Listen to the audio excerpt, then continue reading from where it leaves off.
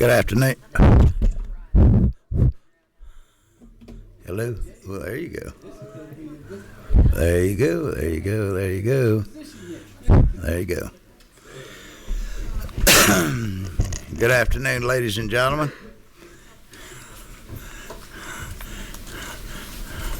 Y'all in the back, just feel free to have a seat if you'd so wish. Call this meeting of the House Regulated Industries meeting to order. We've got several bills in front of us today, so there's no misunderstanding. Let me tell everybody, because there was apparently too many misinformation got stirred up. We've got several bills, and we'll be handling those bills first. We have 251 that has an interest to a good many folks. If at the end of this day we have enough time, we'll start on that bill. Let the author do a presentation. One of the presenters is not available tomorrow, and we're going to try to get to it so he can do his presentation this afternoon, and then tomorrow morning when we reconvene at 10 o'clock, we'll be wide open for all the presenters. All right. I want to thank the members for being here. We have a quorum, and I am checking off and taking names for folks who don't show up because they may not want to be on this committee, especially if they take that bus tomorrow morning to go see the Rivian plant. So, first off, we have House Bill 219, Representative Stevens, and I'm going to postpone that one until he gets here. He's tied up, I think, in Ways and Means. First up, House Bill 314, Chairman LaHood.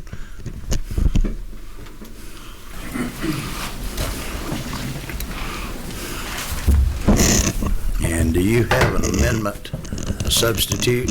We've decided not to go that direction. Take it the way it is. Right. All right. Thank you, Mr. Chairman. So I presented this very same bill in your subcommittee last week, and it is, let me get the LC number, 46109-1S. And this bill originated from a request from the Georgia Board of Athletic Trainers to help. Hold on just a minute. All right. I'm looking for that. You said you have a substitute? Well, it was I presented a sub in subcommittee last week, a sub to the original bill that was dropped. We're going to have to get copies of it. All right.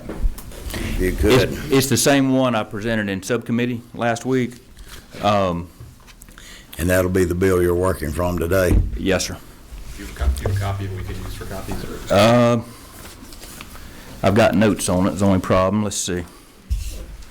I could email it to somebody really quick. Yeah, if you wouldn't mind. All right. I think he's got it. You got what we need? Okay. Mr. Chairman, if you don't mind, we're going to hold this until we get copies. All right. If you don't mind. Sorry for any confusion. That's quite all right. I'm sorry for the confusion in that. We're still working off the LC 46109-1S. Yes, 1091S. Yeah. That wasn't the subs. All right, while we're waiting on that one.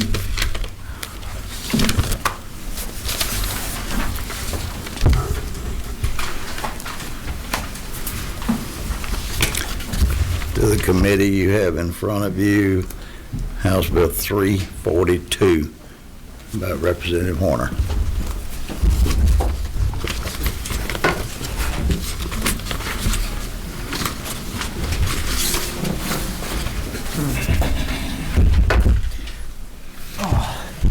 Thank you, Mr. Chairman.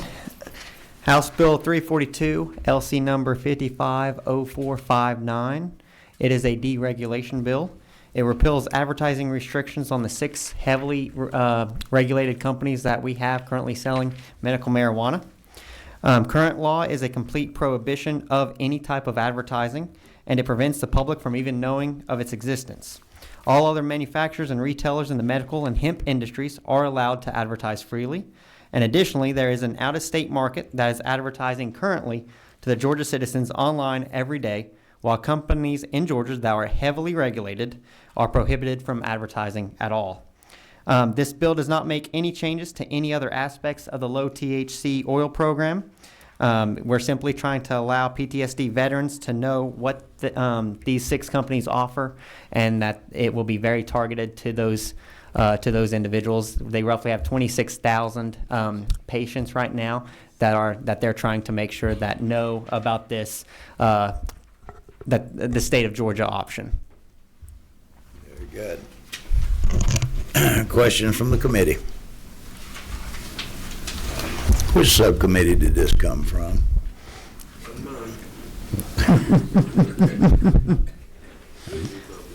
It was Mr. Washburn's. Special committee, all right. Number 29. Thank you, Chairman. So we had talked about this in subcommittee, and I don't know if you guys had gotten together as far as if we're going to allow you to advertise, what are the avenues you're going to choose for advertisement. I think it's kind of important to me that we have those conversations now as we're going through the process, because originally when the law was passed, the non-advertisement piece was put in there for a reason, and I think it's so we're not seeing marijuana leaves flashing everywhere all over town. And so if you can't have it in a certain area, like near a school, synagogue, or church, you probably shouldn't be able to advertise in that area either. So I think while I support you being able to advertise, because your out-of-state guys are too, we see it in our district, I think it's important to put a little bit of guardrail around it. And, what that looks like, I'm sure the committees probably could think through it, or you guys as this thing moves along in the process. But I think it would probably be wise to have that conversation before we send it over to the Senate. Just saying. So. Absolutely. So I asked the 6 retailers what their intentions were. They sent back 3 very clear indicators. They said they only have 28,000 patients, so mass media or any type of commercial TV commercials are just not inside their realm of reality.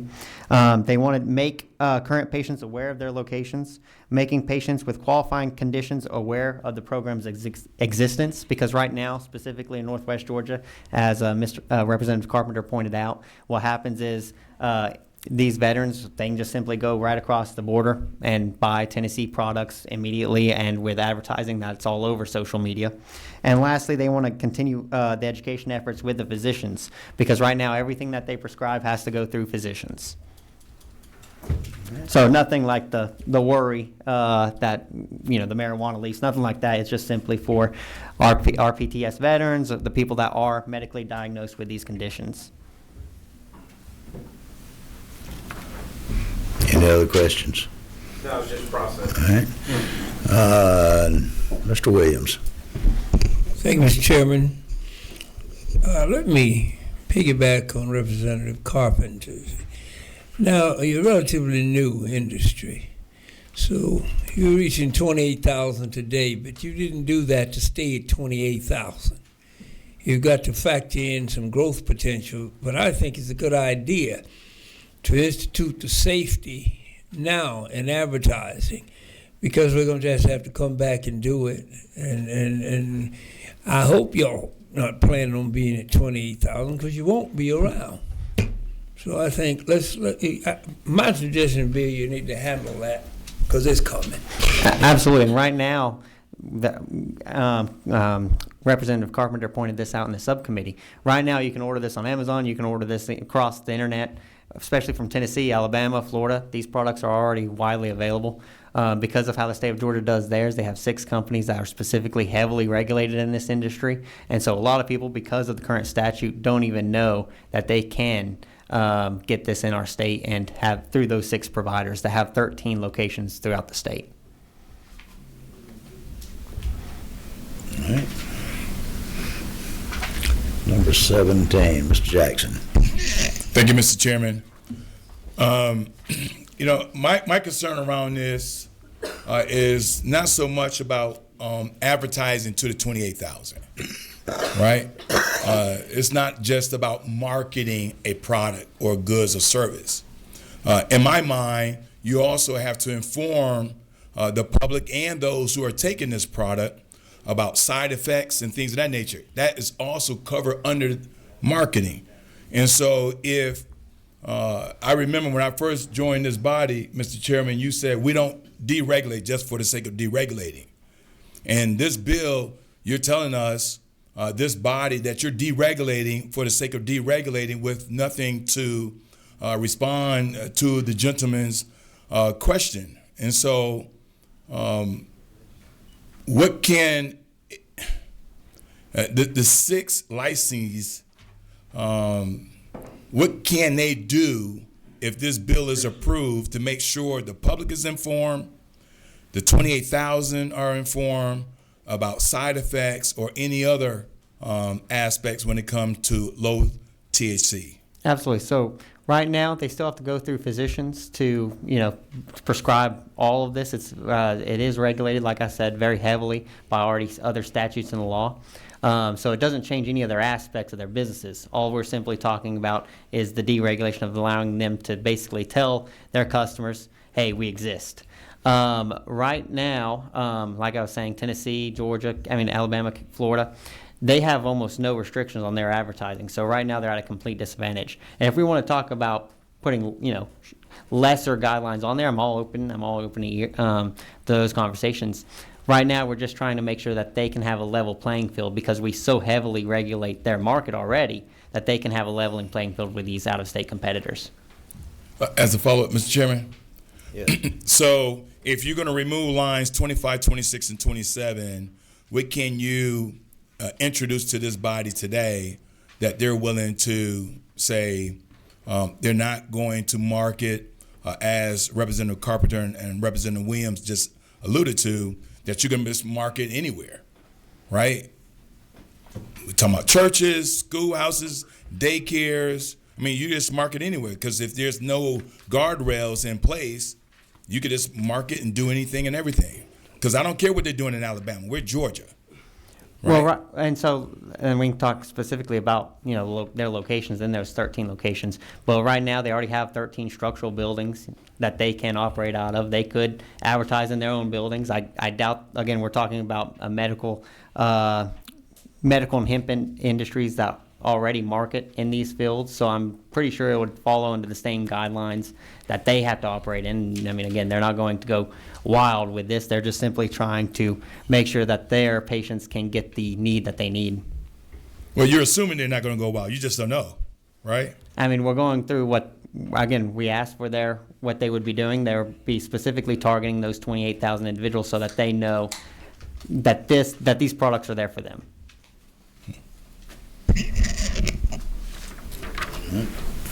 Anything else, Representative Jackson? Thank you, Mr. Chairman. I'm good. Let's see.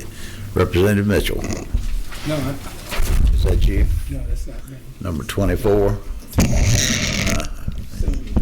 Go right ahead, Representative Barrett. Thank you. Thank you, Representative. I know we talked a little bit about this in subcommittee, and I'm glad that it's here for the full committee so we can talk about it more. And not to be redundant, but certainly to sort of piggyback on Chairman Carpenter's comments and others. I think the point is you're speaking to the intentions of the manufacturers. You're saying, well, their intention is to do this. Intentions are unenforceable. Unless there's a specific carve out in this legislation. The point is, and you reference their physical locations. They may have 6 or 7 physical locations, but there's nothing in this bill that prohibits them from putting billboard advertisements all the way up and down 75, north to south, east to west on I-20. They can put them anywhere. And that does concern me. And Chairman Carpenter's reference to schools and things of that nature, I do see that. We as adults understand the distinction between medical marijuana, which I support, and the use of medical marijuana as has been prescribed in this state. I said children don't. They don't necessarily understand that distinction. So, to see advertisements for medical marijuana that could be within proximity of a school, children could see it from the school bus. Yeah, that's a little disconcerting to me. So I do. Do you know whether or not the supporters or the folks that you're working with are amenable to a kind of outlining some guidelines on placement of said advertising or types of said absolutely. advertising? Yes, and I know they are. So we can talk about that offline. Yeah, and I say that only because I'm not opposed to some sort of advertising. It just that it seems to me, as the bill is written now, there are no guidelines at all. Okay. Thank you. Let's see, number 25, who would that be? Mr. McCollum. Thank you, Mr. Chairman. So back to those questions. Do you have how, I know you spoke to it earlier, but how are they wanting to advertise? I mean, Facebook, obviously billboards to me seem like an issue. Plus, I'm sure the trial lawyers will be upset too. Y'all be taking those over. But how are they wanting, I mean, what are you offering an amendment that would say these are the specific things that we're going to advertise on? I'm willing to talk amendments. I'm willing to talk offline about how we want to address the bill. I'm willing to hear the committee's ideas. Like I said, I did ask specifically, would they be running TV ads or social media ads? We don't want, this being blanketed everywhere. And no, they will not. Again, their base of customers is very small compared to other markets. You're talking about 28,000 because they do have to go through a medical treatment process to get this. So you're talking about 28,000 patients right now in the state of Georgia that they can market to. So social media ads and large media advertisements just not something that would be cost effective for them. Follow up, Mr. Chairman. Follow up. So what would be the advertising? I mean, I'm just asking you, what would they want to advertise on? What can we definitely say? This is how we want to advertise as far as the cannabis companies. Absolutely. They didn't give me the vehicles specifically that they, of course, want to use, like newspapers or anything like that. But again, the three things that they really said that they were interested in is making current patients aware of their locations, making patients with qualifying conditions aware of the program's existence, and continuing their education efforts with other physicians. Okay. I guess I follow up, Mr. Chairman. Sorry. So they don't have any way. I mean, obviously, we don't want to, like Chairman Carpenter said, we don't want to have them plastered everywhere. I guess I'm trying to narrow down something that we can actually put in the legislation that says this, and this is how they're going to advertise, and this is how they do it. So that's what I'm trying to go toward, if that makes sense. Absolutely, and again, I'm open to ideas from the committee. I have no hesitation on adding some guardrails on that. So I'm all ears, and I don't know exactly how they would want to do that yet, but we can talk about that offline. We got the board lit up well now. Let's see. Let's go to number 24 again. Thank you. Last time, Mr. Chairman, and Representative Horner, I mean, ideally, what I'd like to see with any potentially good piece of legislation is certainly to set your bill up for the best chance of success. So please understand that's where I'm coming from. And I do think it would be very beneficial to members of this committee to perhaps have some time with you off committee to maybe talk about putting some guardrails around the types of advertising for medical marijuana. So, Mr. Chairman, I don't know at the appropriate time, I'd like to make a motion to table. Well, this isn't the right time, but if you'll hold that at the tip of your tongue. All right, number 28. Thank you, Mr. Chairman. Just thinking about this, as Ms. Earhart just said, there's a commission that oversees all this. Would it not be, I think, something for the member to think about? Let them decide all this advertising, and because they're integrally involved in the distribution, oversight of this group of businesses. It seems like they're letting the commission be involved in it, but I would like to second her motion at the appropriate time. And what would your motion be? Ms. Earhart had one to table the bill at this time. We've got several more questions. Number 22. Yeah, Mr. Chairman, I don't want to belabor the point. I had a whole bunch, but advertisements that they're going to be provided, going to be educational in content or just simply promoting products. I must say that I am pro Second Amendment and pro business, but I have been to some states where we talk about guardrails. This is going off the tracks, and I just don't think Georgia might be ready for what some of the other states can do, and certainly not some of my voters. I think it's reasonable to have a time to sit down and maybe, let's see if we can work out some issues. All right, number 21. Thank you.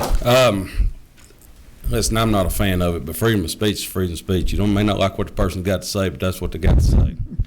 I get sick and tired of seeing the attorney signs everywhere. I see adult signs everywhere for adult stores, strip clubs, doggy washes, Viagra, Pfizer, whatever.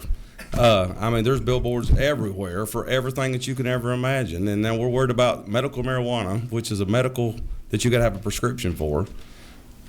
Half the stuff that's on the billboard signs you got to have a prescription for. So I don't understand what other industry do we have guardrails on as far as freedom of speech and what they can put out there on the sign. No, I don't want to look like Oklahoma. And every corner's got one about where the dispensary is right here with an arrow over top of it. But I think if you're going to be fair, you got to be fair to everybody. And if it's going to be freedom of speech and everybody's got freedom to say whatever. Now, sometimes in the House, we don't like what you say, we throw your ass on the floor over here on this side. So, but it's still freedom of speech. But I don't agree with what with the medical marijuana, but I think the man's got a fair point about one advertiser is just as good as another.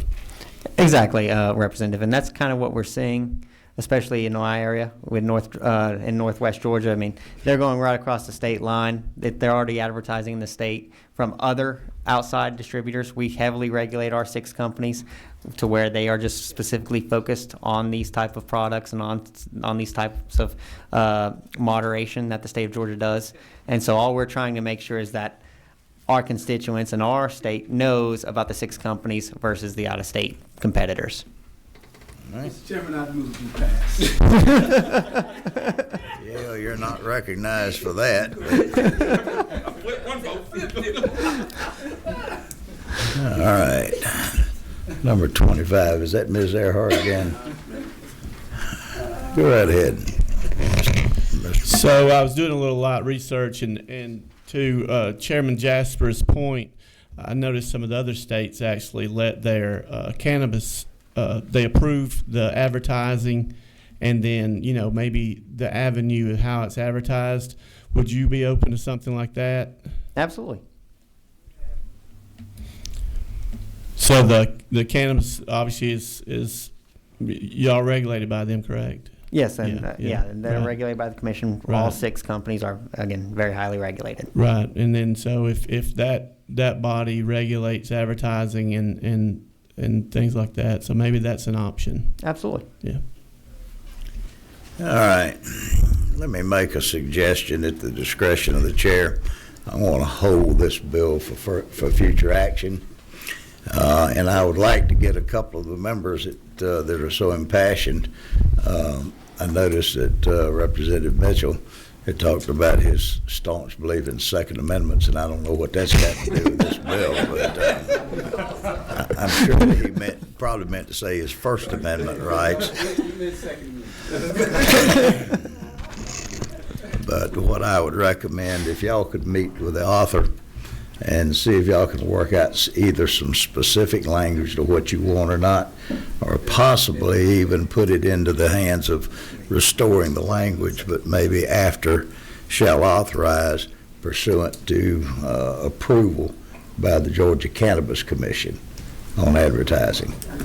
And that might be a possibility to give them, let them be the clearinghouse, since they've been the clearinghouse on all things cannabis.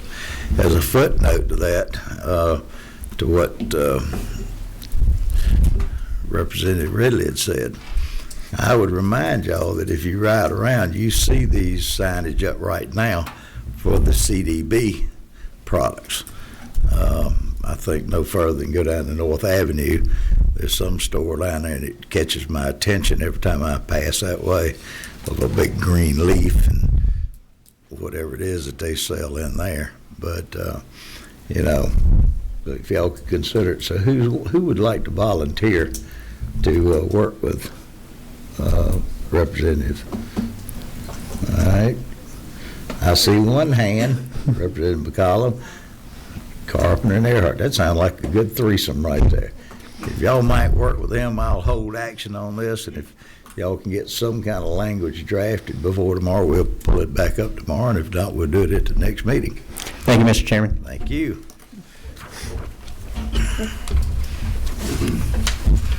All right. You have, we'll get back now to Chairman LaHood.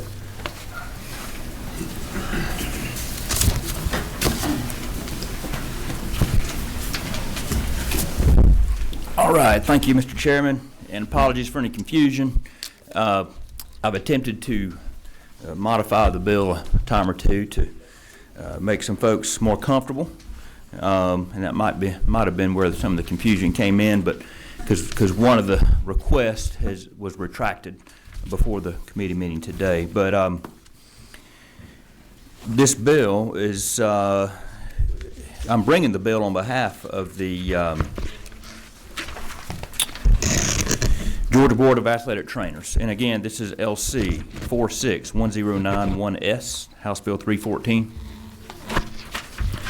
And We got a copy of the substitute now. everybody have it?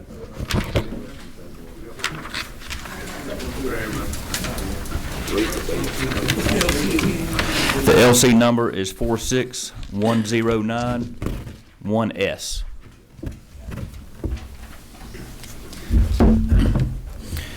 And this was brought by the Georgia Board of Athletic Trainers.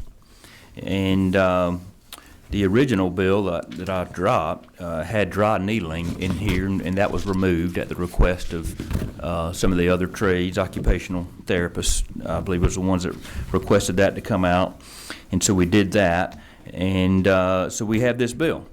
And the whole point here is to protect citizens of Georgia from unlicensed people acting as athletic trainers. That's one of the main points. And the other is to clarify the role of licensed athletic trainers so patients know the choice they have for the care they need.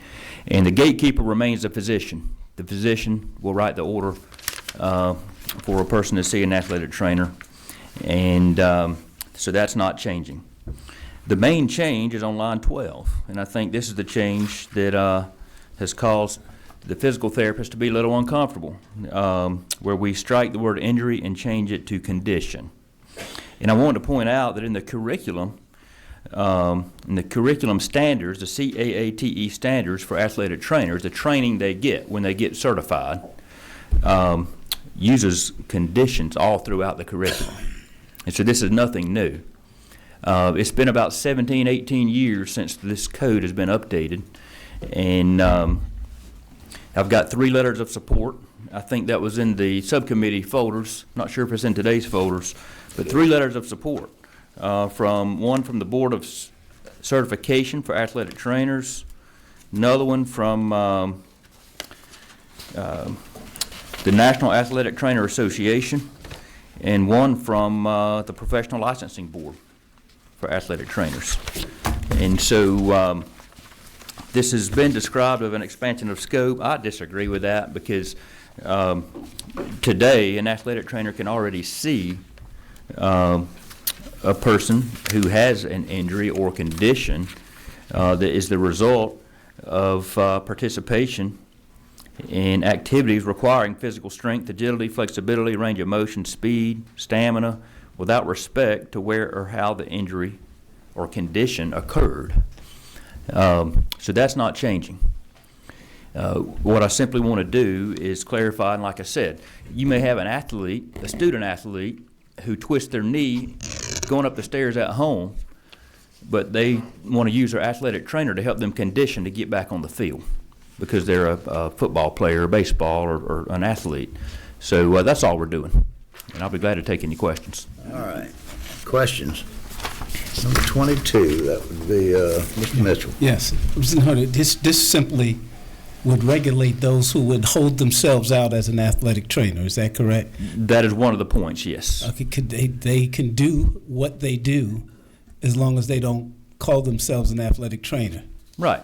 We're not prohibiting a good Samaritan from providing first aid care to an injured person or anything like that. But we want to make sure that if someone is acting as an athletic trainer, that they have the proper certification. Yeah, and then I gather from this bill, acting as an athletic trainer would simply mean they call themselves an athletic trainer, because someone who is not calling themselves an athletic trainer can still do this anyway. Well, someone who's not an athletic trainer could still provide first aid care. Right. But athletic trainers do Coach, more than first aid. Previously, the bill said that nothing in the code section shall be construed to require licensure of elementary school teachers, coaches, etc. I assume that was put in place because a coach could be coaching a team. Someone sprains an ankle and says, go put your ankle in some ice. As long as that person is not calling themselves an athletic trainer, that would be permissible. Am I correct? I believe you're correct. Mm-hmm. Yeah, as long as they're limiting what they're doing to, generally first aid type care. Anything else? That's it, Mr. Right. Chairman. Ms. Bennett. Thank you, Mr. Chairman. Excuse me. Thank you, Mr. Chairman. Thank you, Mr. LaHood, for your attentiveness and your collaboration in trying to address the concerns of this bill. However, as you say, the concern still remains on line 12 in striking injury and substituting it for condition. And as I have said, I believe that it is true that by removing injury and substituting it with condition, it removes the restrictions from treatment of injuries at athletic settings to expanding treatment to any type of condition. And as I mentioned earlier, it could be when we talk about strength, flexibility, agility, etc., that could be someone who sustained a stroke, which is a condition. It could be a child with spinal bifida or some other type of neurological disease that has limited their flexibility, strength, range of motion, and agility. So for that reason, I think that condition changes the scope of this matter. So that's my thank you for your consideration, but I still feel very strongly that condition opens up the scope of practice.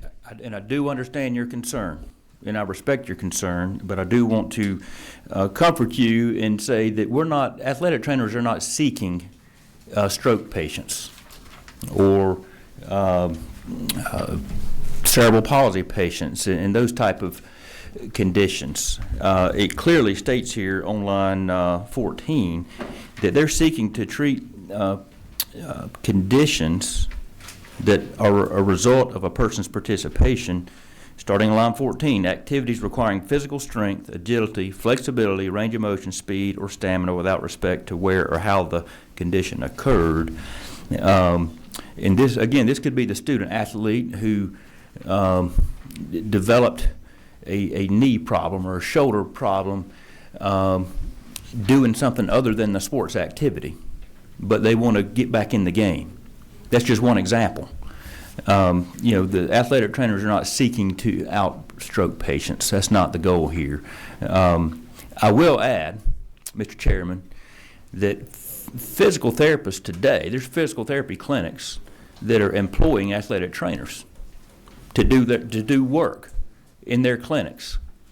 And I also want to remind this committee that last year physical therapists had a scope bill that was passed out of this committee. So this isn't a new thing, and I wouldn't even describe this as a scope bill. It's just a clarifying bill and a consumer protection measure. Chairman. Go right ahead. Further. Thank you, and thank you again. I believe. Hello. Okay, I believe you, without knowledge, just kind of supported my position in line 1415, without respect to where or how the condition occurs. That opens it up to not only neurological conditions, not only musculoskeletal, motor conditions. To me, it opens it up to any condition, and the public could be misled, but I don't want to go down that road. However, I will respond to your statement about doctors of physical therapy hiring athletic trainers now. If they fall within providing physical therapy, they are in that capacity working in a licensed physical therapy practice as a physical therapy aide. Thank you. All right, I've got the CAATE standards right here in front of me, and the work condition is all throughout this document, but I'll just read one of the standards here as an example. Standard 70, evaluate and manage patients with conditions, including triaging conditions that are life-threatening or otherwise emergent. These include, but are not limited to, the following conditions: cardiac compromise, respiratory compromise, conditions related to the environment, lighting, cold, heat, cervical spine compromise, traumatic brain injury, and there's a long list here, drug overdose. So the training is there, but again, the doctor, the physician, will be prescribing the treatment, and I don't think a physician is going to prescribe a patient such as a stroke victim who would be more appropriately treated by a physical therapist. They're going to know that, and they'll send them to the physical therapist. But I do understand your concern, and I think we just have to look at the big picture here and make sure that we're protecting consumers and making sure we're not limiting access to people who are wanting to get back in the game as quick as they can and get back into the game, whether that's on the sports field or just the game of life and a leisure sport or a competitive sport. We just don't want to limit them from getting treated when that treatment's available by a qualified professional. All right, this looks like a Christmas tree lit up. Representative Jackson. Thank you, Mr. Chairman. Chairman LaHood, can you show us the line item that defines condition? Well, let's see. On line 12, it mentions condition for the first time. Right. Where's the definition of condition in this bill? Well, it explained that the condition must be sustained by a person as a result of such person's participation in activities requiring physical strength, agility, flexibility, range of motion, speed, or stamina without respect to where or how the condition occurred. Right, but that's not a definition of condition. Right. The condition, there's not a definition in this bill. So there is no definition of condition in this bill, correct? That is correct. So if they have an athlete, let's say, have a arthritis condition, right? Can that athlete with arthritis condition be treated under House Bill 314? If the physician so says, yes. Okay. And so when I think about what you're presenting to this august body and the spirit of what you're suggesting of House Bill 314, when you line out those activities on line 13, exercise, sports, games, or recreation, is that not expansive? No, because that's already in today's law. So someone with arthritis can be treated by an athletic trainer. I believe what you just pointed out to me. Excuse me if I'm wrong. If I might interject to this questioning, if you look on lines 15, 16, to me that's the key to this. It says nothing in this paragraph shall be construed to expand the scope of practice of an athletic trainer beyond the determination of the advising and consulting physician is provided for. Thank you, Mr. Chairman. Right. Well, I guess, Mr. Chairman, the reason why I'm asking solely around condition, see, because condition and injury are two separate situations. But it doesn't describe injury. An injury is typically an acute event, right? But we can define injury. A condition could be the result of an injury that lingers. Right, but that language is not in here. But the qualifier is on line 14 through 16. right? But you remove injury on lines 12 and 15. Because a condition is a result of an injury. That's not true. That's not true. You can have arthritis without an injury. You can have a condition without an injury. Well, I offered your colleague. We talked about doing injury and or condition, and then that was removed. I'm just talking about my line of questioning. What's the definition of condition? We've already established that. No, but we have not. What is the risk that you're pointing out to us? I'm saying that an athlete, for example, now that's just using an athlete, but you can have a citizen, simply not an athlete, that can fall under this House bill, and you're saying that they can be treated by anyone by lining out line 13. So if you get in a car accident, how about car accident? You want to use that as an example? I'll usually approach these matters just with the most common sense I can. I am too. And I'm not implying you're not. Okay. But in a car accident, if I hurt my knee or twist my ankle or my shoulder or whatever, and want to get back in the game, then the treatment could be the very same treatment as if I injured the same body part on the sports field. But that's based on an injury. You remove the word injury. Well, what would you call a condition that happens from the result of a car accident? Did that happen because of an injury? If you give me a definition.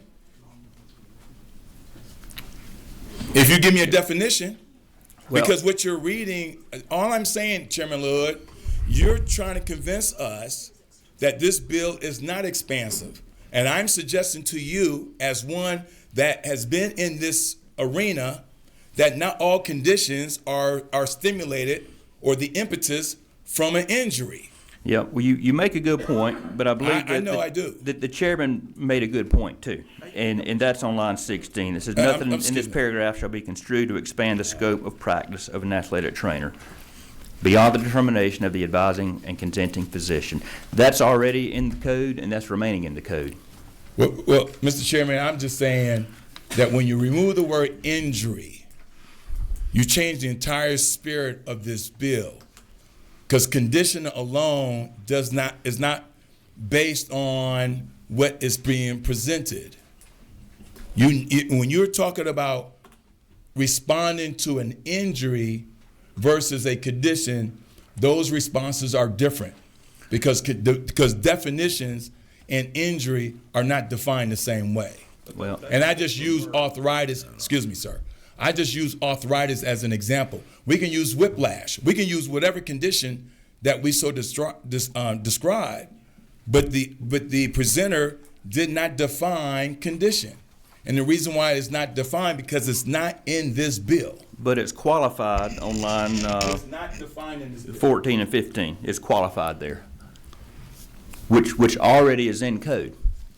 And that's what baffles me on why there's such the opposition here. No, it's a good question. Right. I just use question. But right now, an athletic trainer can already do these things because it's already in code. This is just clarifying. All right. Let's try a few more. Let's see. We got several people who want to be heard on this. Mr. Jenkins. Yes. Just turned it off. So, on and off. Hello? There we go. Okay, so it seems like this whole discussion has been about line 12 and the change in injury to condition, and I know Representative Bennett did a pretty good job of summing up the opposition to that from, I guess, the other side of this issue. I have to assume it's a big deal because we're definitely poking the bear by doing this, but I haven't really heard why the athletic train. I mean, if it's just no big deal, why are we dying on this hill? I mean, why is it so important for the athletic trainers to change this? I guess is what I'm asking. Well, good question, and if you want me to put blow dryer in here, I can. Just teasing, but I think it's important because athletic trainers are a lot of times present in settings where there's conditions that need treatment, and they want clarity. And I think the main reason that we need clarity, Representative Jenkins, is to protect the citizens of Georgia from unlicensed bad actors. Okay. That answer your question? I guess so. I mean, all right. Yeah, I'm good. All right, let's see who else we've got. Chief, number 25, Mr. McCollum. Thank you, Mr. Chairman. So I had the question was on, so obviously on 15 and 16, it says shall not be construed as expanding scope of practice in athletic trainer beyond, and 17, the termination, advising, consent physician. So I guess my question is so the doctor writes a prescription for the training or the on all these. Does the doctor write a prescription for the therapy at all most of the time? And where I'm going with this is, I guess my question is could we not say that the doctor would write a prescription for a physical therapist or a trainer? I mean, the doctor has the overall scope in the ultimately anyway. So we're talking about the bill. Could we not have that in there that says the doctor? I mean, obviously he knows what the difference between a physical therapist and the trainer. Could we not just say, here's the prescription, you go see a physical therapist, or you can go see a sports athletic trainer. Thank you. Athletic trainer, or both, or either in his prescription. I think your question helps make the point that one of the points I'm trying to make here, and that today a doctor decides who the patient could be treated by, and that's not changing. Well, and to expound on that, sorry, Mr. Chairman, I hope it's okay. Could we not just put in that part of the bill right there that says the doctor will write the prescription on who he sees fit? I don't understand the language. Really doesn't matter if the doctor writes the prescription, because obviously he knows the scope of practice for both of these people. I think what you're looking for is already in here on line 17 when it mentions that the advising and consenting physician essentially would make that determination. So, great point. Determination. Okay, I guess it does. So he will write the prescription for either or, and he knows the scope of practice for both, because right. It's his patient ultimately at the end, before and after the therapy. Correct. And the truth is, the physician can do this today. This is just clarifying. It just helps to make sure that unqualified people aren't out there trying to do this. All right, Representative Carpenter. Thank you so much, Chairman LaHood.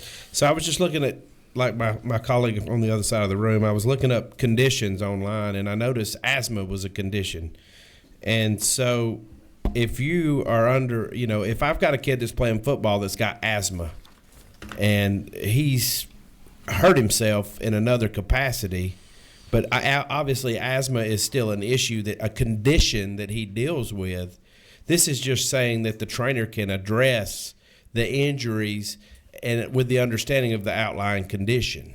Is that a fair assessment? It is, and that's a good point. And that's exactly why these athletic trainers in their curriculum get trained on all sorts of a wide scope of conditions. And then the other issue is, at any given time in anybody's county, there may be 600 or 700 or 1,000 kids out of 100,000 that are participating in athletic sports, and there is clearly not enough physical therapists in that community to be able to take care of all those individuals at one time. So denying the ability for trainers to be able to do what the doctors have instructed them to do would actually hurt the Georgia consumer, not help the Georgia consumer. Thank you for helping to clarify one of the main points of this bill. I'm I'm amazed. Thank you, Representative Carpenter. You actually helped on this bill, maybe. All right, number 21, Representative Ridley. Thank you. I get what I was trying to say to my colleague down there that's very passionate, and I respect him for that. Was the other day when we were talking about injury and condition and all that stuff, we were talking about concussions and CTE. What the concussions is the direct from an injury, you get concussions. Well, over time, you develop the condition of CTE from having multiple of them over time. So that's kind of the difference that I was seeing between injury and condition. You get injured, and then condition comes later on, and so they can do both of these. And with physical therapists, I mean, they're mostly in an office where these people are. Where athletic trainers on, I mean, we see them on every football team, basketball team sitting on there. But what people don't see a lot of times is just like our man, Representative Carpenter's buddy, that's an orthopedic surgeon. He's also sitting in there with them, and they're calling him whenever it gets to a degree of something that they need to have more help with, and he's over them, telling them what to do. Where physical therapists don't have that person over that. So it's when a kid has a heart attack, like we used to see sometimes out on, thank goodness we don't see as much anymore, out on the field. Those physical therapists are there. The athletic trainers are there on the spot. They're trained that they can help. They can get a doctor on the phone just that quick because they have one over them. So I think we keep on going back to injury and conditions. Conditions come later, but an injury can come right now, and they got to be able to treat both of those. And I think at one point, Representative Bennett was wanting to actually unstrike injury and leave it injury and condition from the last meeting, if I remember correctly, because she was kind of saying the same thing that I was about. They could treat either one of those. That's right, and I remembered something while Representative Ridley was talking, and it's an important point, and that's that. At least two of our neighboring states, Florida and Alabama, already allow athletic trainers use the word condition in their scope, and at least 10 other states. So this isn't new. All righty. Well, we're getting some more buttons. Ms. Earhart. Thank you. Thank you, Mr. Chairman, for bringing the bill. I will tell you, in subcommittee, I myself had some concerns, only because I don't think I had delved. It's not a long bill, but you do have to delve into it to fully understand.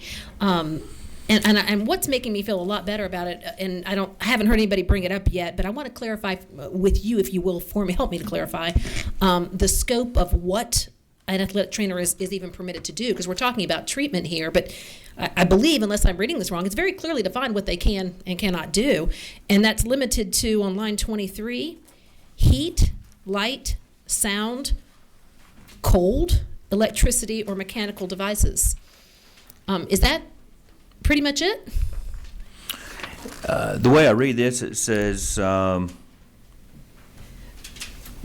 can carry out these functions as authorized, such as heat, light. So I don't know that it's limited to that. Right. I do have an expert here that could help clarify that. Well, physical, and they describe it on line 23 as physical modality. So this is all external. Right. External treatment. Oh, yeah. Nothing invasive. Absolutely. Nothing invasive or of that nature. And again, just to reiterate, and I agreed. I had the same question that my colleague, Representative McCollum, had about is a doctor giving a prescription, but I can see you're right on line 17, the determination. I think that is implied there by that language. I do too. Right. And then go ahead. That's in current code. Right. And we're not changing that. Mr. Chairman, if I may, and then it's just reinforced. Let's see here.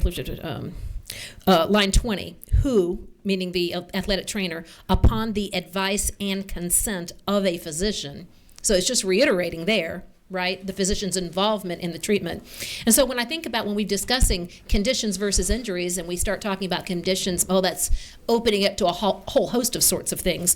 Well, no physician is going to advise a athletic trainer to treat a stroke with heat, cold, light, or a mechanical device. I mean, it just seems illogical to me. We're trusting in the physician there to only refer that athletic trainer, refer the patient to the athletic trainer for conditions that can be treated within their scope, as outlined here. heat. I would think that would eliminate right there Great a point. host of conditions that would not make sense to be treated in that way. Yes, great point. Appreciate you help to validate that. And again, I think the opposition by the physical therapist, I get it, but I believe it's mostly unfounded.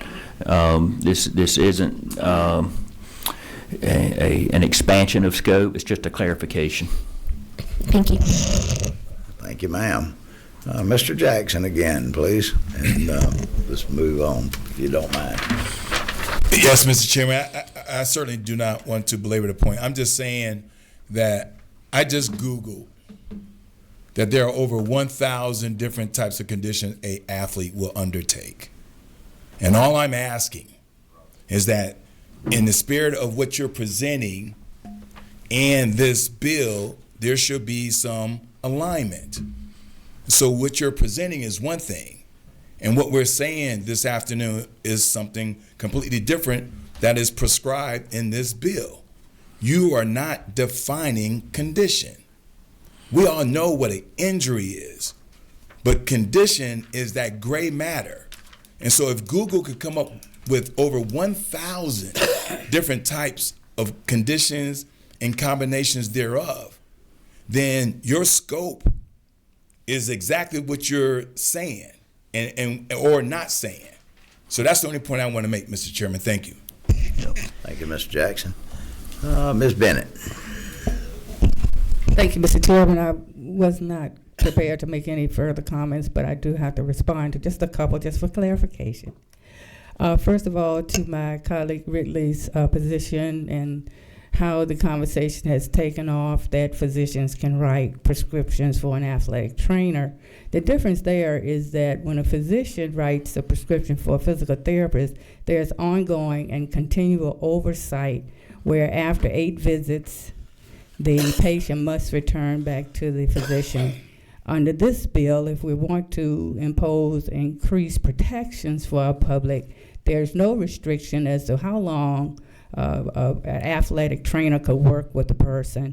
And I think if the decision is that an athletic trainer, just by the word athletic and trainer and injury, I think that's a very important distinction. And then one last point, going back to my colleague's question, is number one, how many situations are occurring now where our constituents are running into challenges receiving services from an athletic trainer? If there are no restrictions, then why do we have this if there's not a problem? It looks like we're trying to find a solution to a problem that may not exist.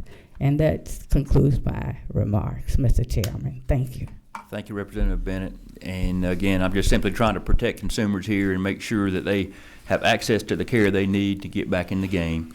And that's all this does. It's we've had a lot of good conversation, Mr. Chairman. I'd be glad to take any other questions if there are any. Well, we certainly have about to beat this mule to death. I don't see any more lights blinking up here. And I would remind the members that they can make any motion or they can make any proposed amendments or anything else. So at this time, if there's no more questions from the committee. I'll second him. Motion do pass, Mr. Chairman. We have a motion, do pass. Yeah, second. We have a second. Do we have any further questions from any of the members of the committee? Ms. Bennett. Mr. Chairman, could I offer a friendly amendment? This would certainly be the time. I offer the amendment that we strike condition and insert injury. And which line would that be? Line 12.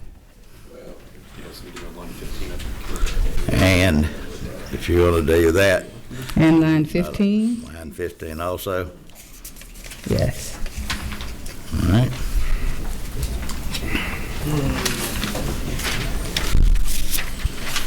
All right, you have a motion in front of you, committee, that on line 12 and line 15 to strike the word condition and to replace it with injury. Is that correct? Yes, sir. All right. Any questions from the committee? We need a second on the amendment too. Any questions? Do we have a second on the lady's motion? Second. We have a motion and a second. Any further questions? All in favor, say aye. Aye. Opposed? Opposed. All right, all in favor, raise your right hand. All in favor of? In favor of the amendment. In favor. 1, 2, 3, 4, 5. Opposed? 1, 2.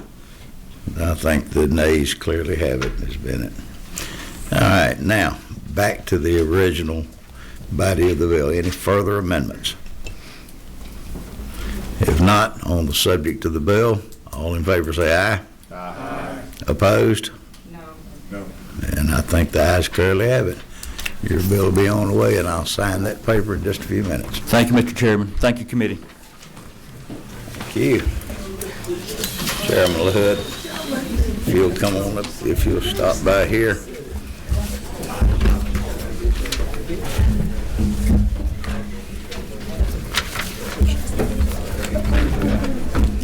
All right.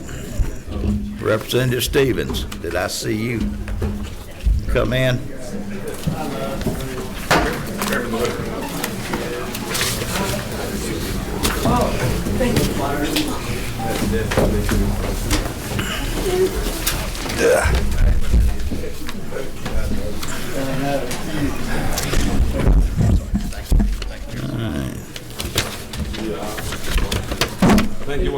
Let's see if I can find the bill for Representative Stevens. 219. Representative Stevens, good to see you could get here. Thank you, sir. I was afraid you was taking that bus trip tomorrow.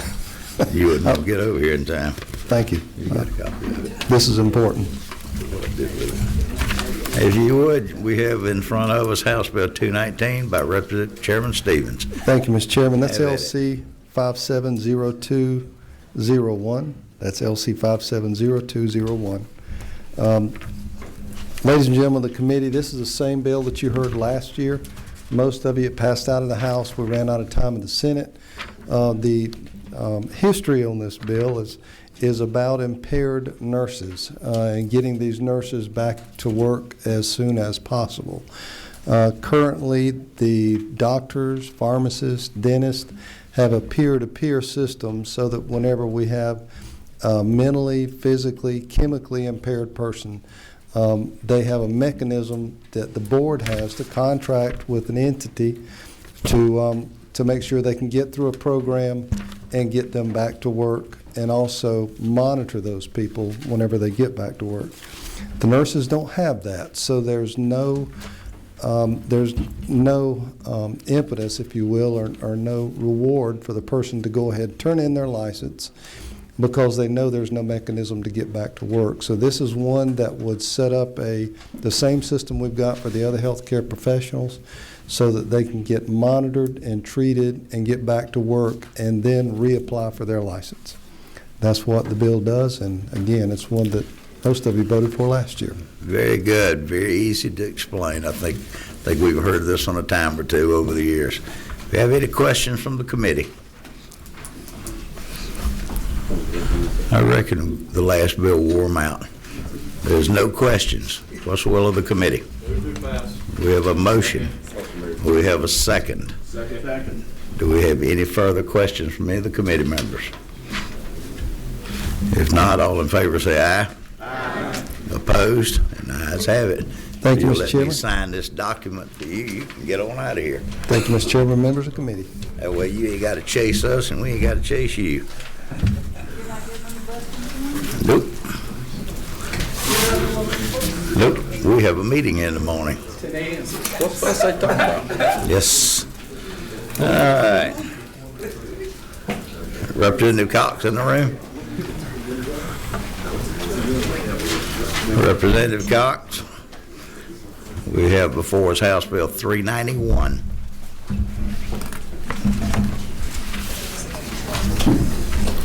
Thank you, Chairman. This is House Bill 391, which is LC 550443. This is similar to the bill from last year that we passed here and also on the chamber floor, but did not get across the line in the Senate. In a nutshell, we are removing on the second page lines 23, 24, 25, 26, and 28. And these are basically 5 kickboxing associations that currently do not have regulation for safety. So we're wanting to move those under the Georgia Athletic and Entertainment Commission, where they have amateur sanctioning license that they have to abide by.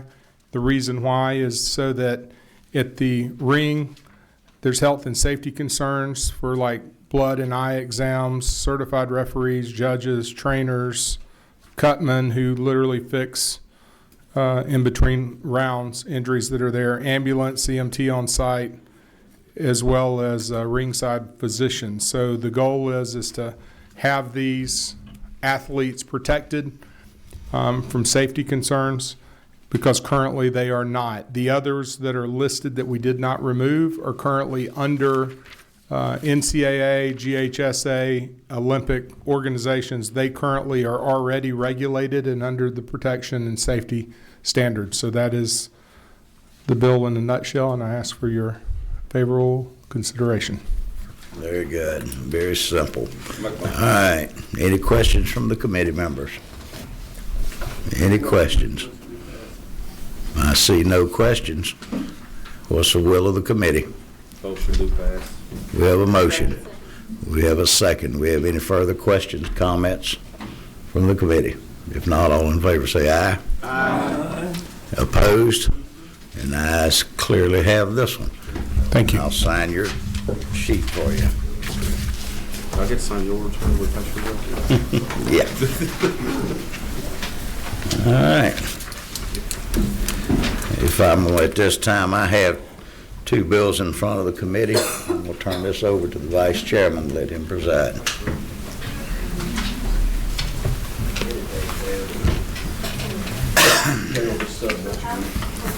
Senate Bill 81.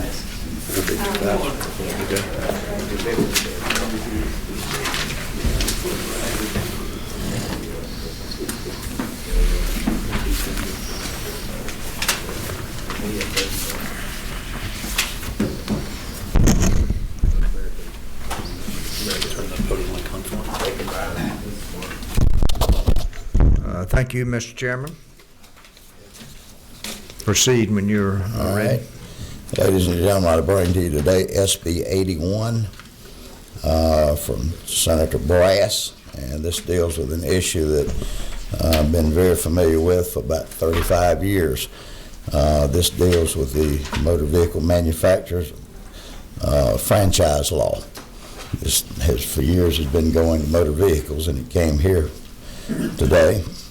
In the 1970 thereabouts, the state saw the importance of enacting the franchise law, and that's the interaction between the manufacturers and the auto dealers of this state to give protection and consumer benefits. This bill has been amended probably a half a dozen times over the last 35 years, and what you see today is a product of negotiations between the manufacturers and the auto dealers of this state. There's 5 sections to this bill, and I'll go through them. Legislative findings. We added recall services to this Franchise Act, which is a list of services that have concerns to the public. We're emphasizing the benefits of competition within the franchise system for the consumers, and we're introducing a new we're adding a section that deals with the introduction of new automotive technology and the maintenance of maintaining vehicles and protecting against the monopolies. Section 2 deals with data protection. You know, in this day and time we live in, it's something that an old timer like myself has a lot of issues, but that's all the data that's transmitted between manufacturers and the auto dealers. Dealerships handle a significant amount of sensitive data, And this addresses the concerns about this data between these folks.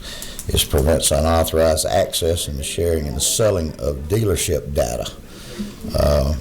This prohibits third parties from limiting a partnership's ability to protect and to store that data.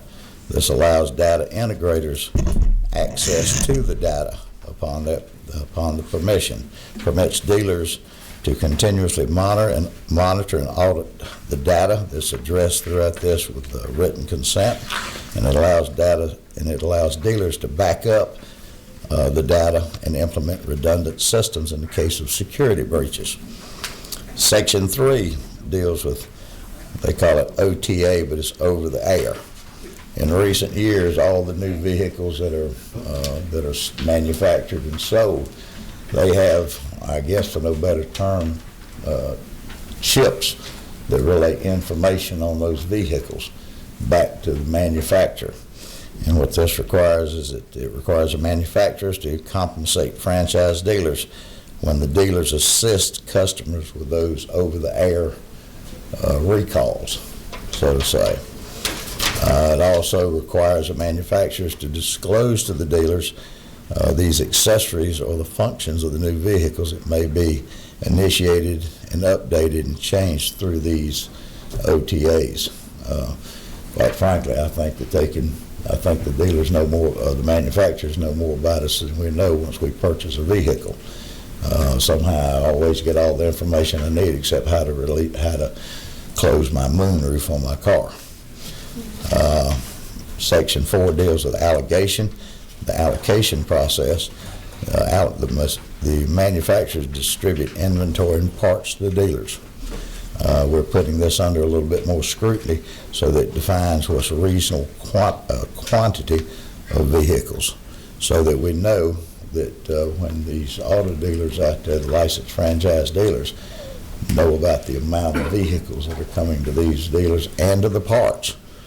Quite frankly, a lot of the smaller ones, they don't always have access to certain vehicles or to the parts, and this would prevent a process so that would be known. And it clarifies the manufacturer's ability to meet the allocation standards and what's excusable and what's not. And then last but not least, it deals with showrooms and galleries. You know, under the franchise law, we've had a number of manufacturers over the years that have opted not to participate in franchises, direct sales to the public. And that's very clearly and very specifically specified that if they have a showroom or if they have a gallery to show their vehicles, they can't sell those vehicles from it. They can show them. They can tell consumers about them, but they just can't reach contracts with them. That would be a prohibition of the Franchise Act. I would remind the committee again that every bit of this has been hammered out by the manufacturers and the auto dealers of this state. Be glad to stand for any questions on that. Thank you, Mr. Chairman. We do have a question from number 6, Representative Williams. Thank you, Mr. Chairman. Testing. Can you hear me, Mr. Chairman? I always hear you, Brother Al. You're a good man. Clarify something for me. Under the franchise law, that are very plain, we did something a few years ago for Telsa. Tell us, what did we do for them? Because they have a showroom in Savannah. They are not under the franchise system. Tell me, what was that we did? Because they do not allow licensed dealers. They can show their vehicles. That's taken care of in the showroom and the galleries part. They can sell their vehicles directly to the public. Now, if somebody wants a Tesla or some of these other vehicles like that, they can buy them, but then they're at the mercy of the manufacturer to have them fixed, so to say. And that's always been the number one selling point about a dealer in this state, that if you buy a vehicle, those dealers service those vehicles.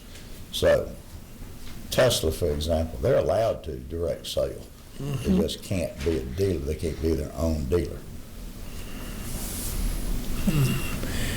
One further, the wisdom of this legislature, as I remember, the dealers were adamantly opposed to what we finally settled on. I'd like some information when possible about how it's working, since they're unable to service and it's selling direct. I know we're probably not in a position, but I'd like to see some data on how it has worked. Well, I can't provide that data. As you know, the Tesla company you're talking about is Mr. Elon Musk. And I think he's probably got his hands more full now than he ever has. But I can tell you that they have adhered to the law. They're showing their vehicles, but they're basically selling them direct to the consumer. And as I have told people, that I hear more about people who bought Teslas, and those Teslas sometimes sit in their driveways as monuments. Yeah. Until Tesla can go pick them up and go get them serviced.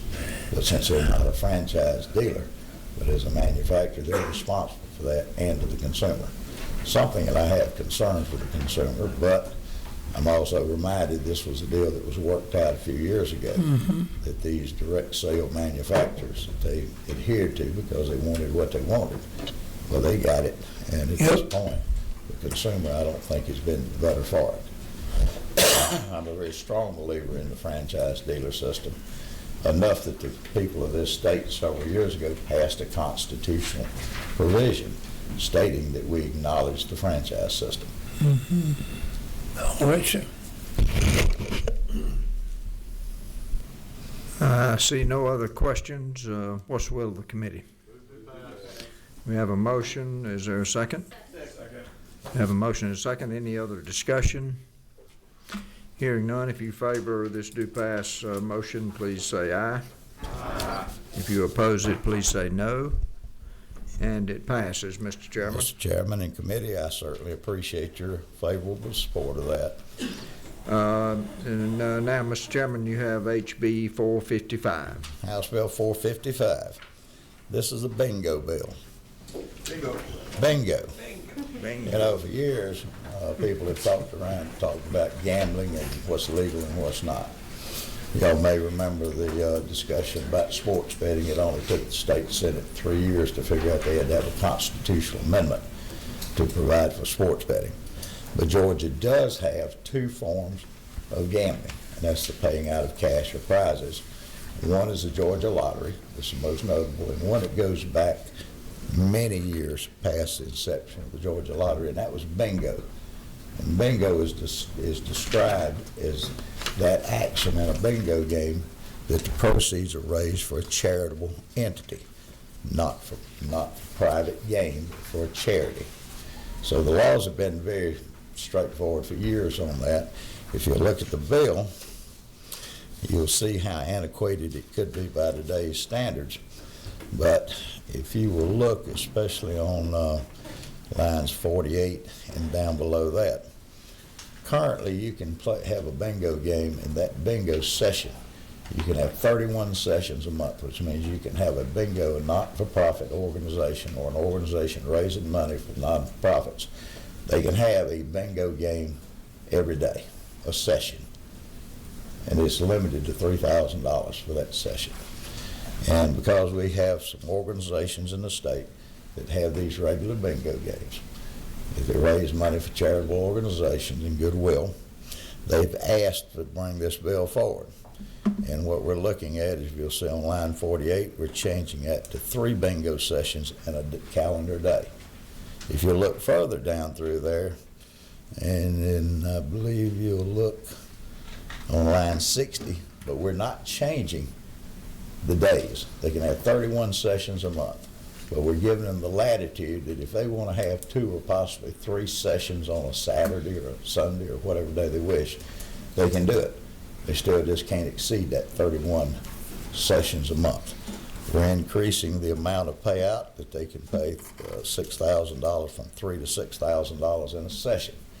And I would also caution you to look at that if they decide to have 2 sessions a day instead of 3, well, then they're limiting it to $3,000 a session, so we're back to the original spot.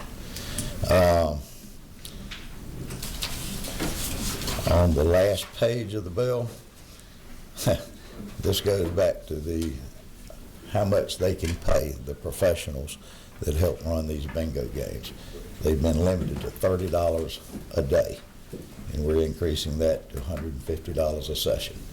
Most of these professional organizations that do these for raising charitable funds, they hire auctioneers.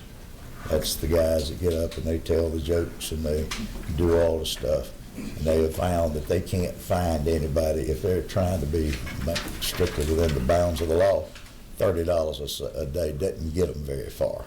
I don't think Al Williams would even work for that kind of price. So what we're saying is that they can pay up to $150 a session for those people that are hired to run these bingo games. And that, ladies and gentlemen, is what the bill does, and I'll be glad to stand for questions. Okay, Mr. Chairman, we do have a couple of questions. Who is number 25? Thank you, Mr. Chairman. McCollum. I'm just curious, how does this help our friends in McIntosh County, Mr. Chairman? Well, there's nothing in here about McIntosh County. That was a separate bill and a separate issue last year that you may remember, that the representative from down there, because the impoverishment of McIntosh County, there's so many acres of their land were government-owned land, and there was no tax revenue coming over it. And it's actually a pretty poor county. What they wanted to do is do a commercial bingo enterprise at McIntosh, so that that money could be could feed to the governmental entity of the school board. And it was pretty well defined last year as a county over so many thousands of acres of land. So nothing in this bill would affect McIntosh County unless McIntosh County wanted to do it and they get their schools treated, classified under the IRS code as a not-for-profit. Thank you. Chair recognizes Representative Williams. Thank you, Mr. Chairman. Quickly, before I ask the question I was going to ask, it's a shame when a county in a state with a $16 billion surplus have to go begging for a bingo game because 90,000 acres are not on the tax rolls. That's a shame that we need to address as a state, but not today. What I wanted to ask is, bingo, I'm just a little perplexed about the little sin, big sin. It seems like everybody, and I like bingo, never played, I never got excited about bingo, but I'm wondering if it's all right to do this little sin with a little bingo game of $6,000. 83% of the voters said that they wanted to vote on gaming as a rule, but it seems like my friends across the aisle take out and run like jackrabbits when we talk about casinos. Tell me about big sin and little sin. Well, if you're asking me, do I have any say in the matter? I don't. Oh, good answer. You know, water runs downhill.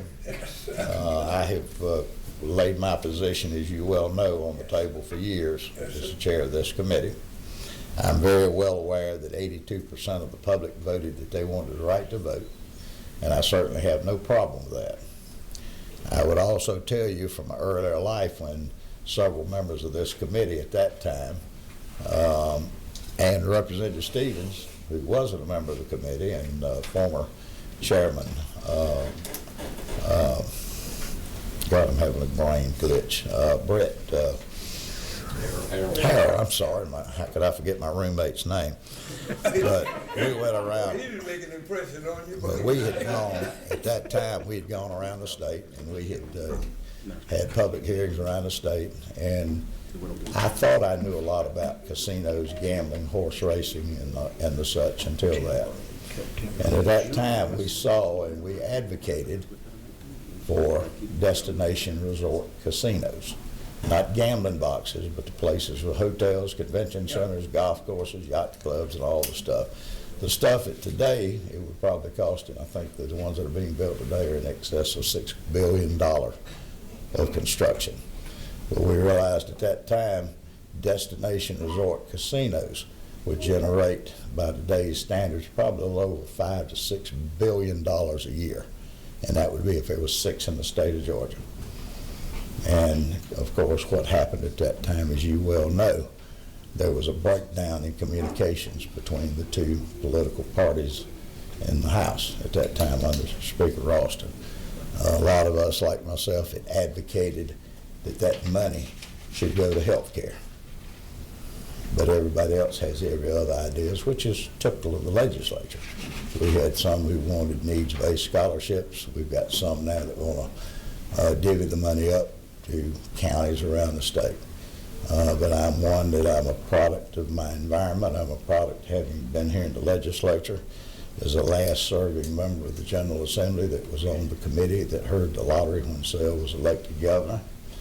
I saw the benefits of the lottery and what it's been to the benefits of the Hope Scholarship in this state. I can only imagine, and one reason I take the position about health care is that's one issue that across the board, across partisan, race, gender, age, health care affects every Georgian in this state. And that would be a boom to the health care system of this state. Quite frankly, for those who talk about increasing Medicaid or aid to rural hospitals or health centers and stuff. Now, you've got me off of something that's away from this bill, but it takes a constitutional amendment to do that. Sports betting, it seems to be the big to-do today. It takes the same constitutional amendment to do sports betting as it does any other forms of gambling in this state. Not that I really care about the casinos, but I've always said that about an hour and a half from my home, you can go to Cherokee. And I defy anybody to tell me that they can get a parking space because of the church buses from Georgia. Yeah. Preachers and mothers of the church. But if anything else, I look at that as maybe a safety bill to save some of our good citizens from having to drive so far. So enough of that. You've got me on a tear, and I've got off of it. So I would encourage the members to vote for this bingo bill, and if there's any other questions, I'll be glad to stand for them. I see no other questions. What's the will of the committee? We have a motion and a second for due pass. Is there any further discussion of the motion? Hearing none, if you favor this motion, please say aye. If you oppose it, please say no. And it passes. Thank you, Mr. Chairman. I would like to bring your attention to the only no vote in here back there.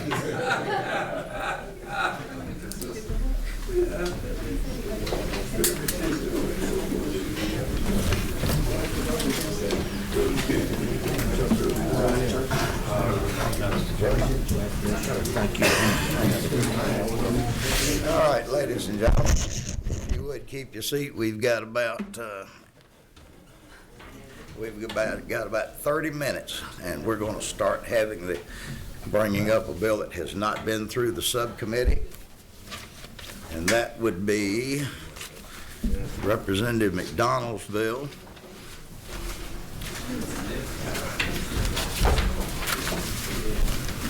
And that would be House Bill 251.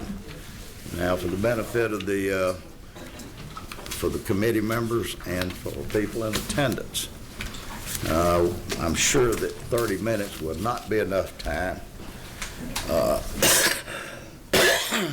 to carry this bill forward, not unless there's just some kind of quirk in this committee, and I can't imagine that happening today. If you would, have a seat. Matt, I have. Mr. Chairman, would you mind if I bring up Matt with the CRNA group to sit with me? Yeah, you certainly may. Thank you, sir. For the committee members, here will be the posture of this bill. I suspect that there's going to be a lot of testimony on this bill, more than we'll have time for today. One of these sides has got someone that they wanted to testify today that would not be available tomorrow morning. So we'll divvy this up, and we'll let Representative McDonald go ahead and start his presentation. Thank you, Mr. Chairman. Ladies and gentlemen, today I bring you House Bill 251. I do have a substitute that everyone should have at your desk, which is LC 520788S. Does everybody have a copy of the substitute? I think there's two versions in there. Huh? I think there's two versions of the folders. hold on, let's see if everybody's got a copy. Representative Jackson, have you got one for that? What's the number again? LC 520788S. Mr. Jackson, you got it? Very well, proceed. HB 251, which has the potential to transform healthcare accessibility and quality across Georgia. This bill is a beacon of hope for our rural communities and a testament to our commitment to ensuring that every Georgian, regardless of their zip code, has access to health care they deserve. HB 251 directly addresses Georgia's critical shortage of anesthesia providers by recognizing the role of certified registered nurse anesthetists, CRNAs, in delivering these essential services. CRNAs provide 57.6% of all anesthesia services statewide in Georgia, and in many rural counties, they are the only anesthesia providers available. Yet, despite their training expertise, outdated restrictions prevent them from practicing to the full extent of their abilities. HB 251 seeks to change that.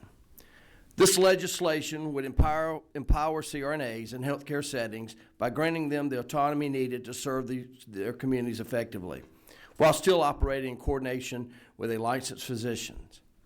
In 80 counties where anesthesiologists are scarce, this bill is a lifeline.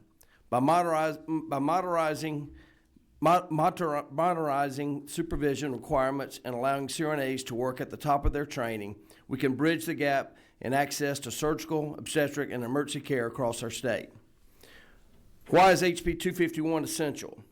Because too many Georgians are waiting too long or traveling too far for critical anesthesia services. By empowering CRNAs, we're not just improving healthcare access, we are saving lives. Let's also remember that CRNAs are the frontline providers of anesthesia services in the military. I want to read that again. Let's please remember that the CRNAs are the frontline providers in our military services in our military across seas. Our nation is facing a shortage of anesthesiologists, and HB 251 removes the barriers that currently prevent hospitals from adopting a more effective model of anesthesia delivery. This bill gives hospitals the flexibility to choose the best model for their needs. Again, I want to repeat that it gives these hospitals the flexibility to choose the best model for their needs. And let me emphasize this. Under this model, anesthesia care will continue to be coordinated by surgeons and CRNAs working together to ensure the highest standard of patient safety. By implementing this approach, hospitals will be able to maximize their staff, improve efficiency, and deliver the better care. Let's recognize its ability to enhance health care efficiently and the patient's care throughout Georgia. Let's be the voice for our rural communities, advocating for their right to quality health care. Together, we can ensure that HB 251 is not just a bill, but a beacon of hope for all of Georgia. All right. Well, that was kind of short and sweet. I got more. Well, no, just kidding. Okay. Before I start calling, since the board's lighting up like a Christmas tree, you just got a 2-sentence description of what this bill's really going to do. It's going to help all of Georgia. That's 1 sentence. All right. Questions? Number 13. Thank you, Mr. Chairman. To the author of the bill, and it's pretty simple. The chairman just sort of stole my question. What are we trying to fix here? I don't quite understand it, because in your remarks you said that the physician or the surgeon still coordinating. So what are we actually trying to fix? Well, a lot of this is throughout rural Georgia. There are a lot of hospitals that do not have anesthesiologists, and anesthesiologists aren't willing to move to these rural areas. Under this legislation, a CRNA can work under the surgeon. The surgeon or the hospital will use their DEA number to provide the anesthesia for the CRNA to use. So CRNAs aren't being given DEA numbers to perform this anesthesia services, but they're going to be working in coordination with a surgeon in these hospital settings. But aren't they already providing anesthesia services in these rural hospitals under the direction of a surgeon? Yes, sir. So The bill will better clarify how we work with those surgeons. So right now, a surgeon doesn't receive formal anesthesia training. They learn a little bit about that, but we are the experts in anesthesia. And nobody, go ahead. Well, I was just say what this bill does is it better clarifies that the CRNA is providing that anesthesia. The surgeon is doing the surgery. They put an order in for anesthesia services, and so we're coordinating with them. We're not out there providing anesthesia on patients who aren't already being seen by a physician for a procedure. It also kind of removes those barriers where hospitals may have lost a surgeon and are trying to recruit another surgeon. Those hospitals struggle getting surgeons who are willing to take on the current direction of the anesthesia services. This better clarifies those roles so that hospitals can better recruit. Let me interrupt your testimony there, because it doesn't say anything about it has to be a surgeon. It says responsibility of a duly licensed physician.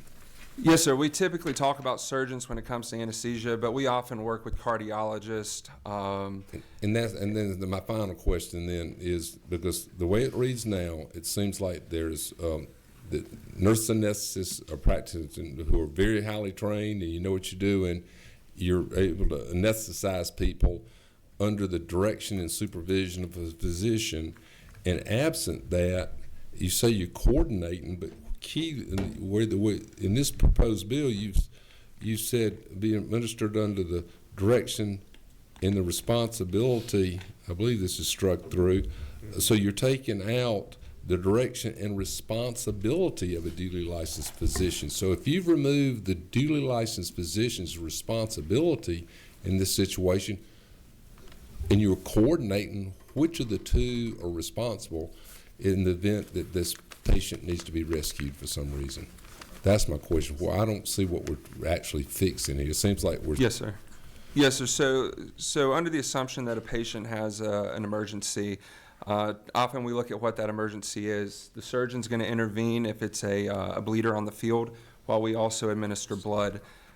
We work in coordination with them during emergencies, but typically during a strictly anesthesia emergency, that falls to the CRNA, and that's what case law has shown, is that we are still responsible for the actual anesthesia and the administration of it. You got another copy. Okay, thank you for your answering the questions.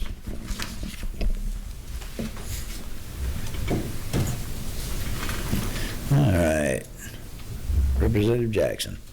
Thank you, Mr. Chairman. Yeah, I definitely want to pick up where Chairman Williamson left off. So on lines, 24 through 26, well, before I get there, CRNAs already act independently already, right? I mean, they already practice independently right now. Currently, not just in rural Georgia, but in Georgia. Currently, they act independently of a physician anesthesiologist, but they do not act independently of a licensed physician now. And that's because the anesthesiologists have more training, and they're the ones who are making sure that when CRNAs are, I'm a Navy officer, so I'm going to say deploy. When that anesthesiologist deploy the CRNA, they already looking at what that patient needs. They already had a conversation with other surgeons. All that is still coordination. No, sir. Many hospitals in Georgia don't actually have a physician anesthesiologist to deploy those CRNAs. Most often, a surgeon posts a case, and the CRNA is there to provide that anesthesia. Now, we meet with the surgeon. We talk to them about the plan that best fits what they need. Let's say, for instance, if you need a total joint, we're going to talk to them whether you need a spinal anesthetic or a general anesthetic and what they need for their case. But no, most hospitals in Georgia do not have a physician anesthesiologist. But they have the physician that's leading the operation, right? I mean... Yes, sir. They have a physician who is planning on performing the actual operation, and so we coordinate with them on what anesthesia they need, but the CRNA is still administering and ultimately providing that anesthetic. All right, so just give me a scenario how this would work. Because I'm thinking, where my wife is from, she's down from Albany, right? There's one hospital down there that's servicing 41 counties, right?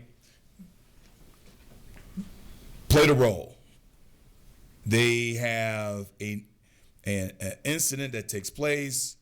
That surgeon understands how many CRNAs are available, or they may have anesthesiologists available. Who is dispatching who and doing what? Who's doing that? The hospital? Typically, the hospital or whoever is running the board that day decides which provider is in which room. If you look at their sister hospital in Americus, where I'll be providing anesthesia tomorrow, Phoebe Sumter utilizes a CRNA and physician model, but the physician anesthesiologist is typically in a room. So he doesn't make those decisions on which case is going where or who's providing that care. He's typically in a room and is available for questions or consult.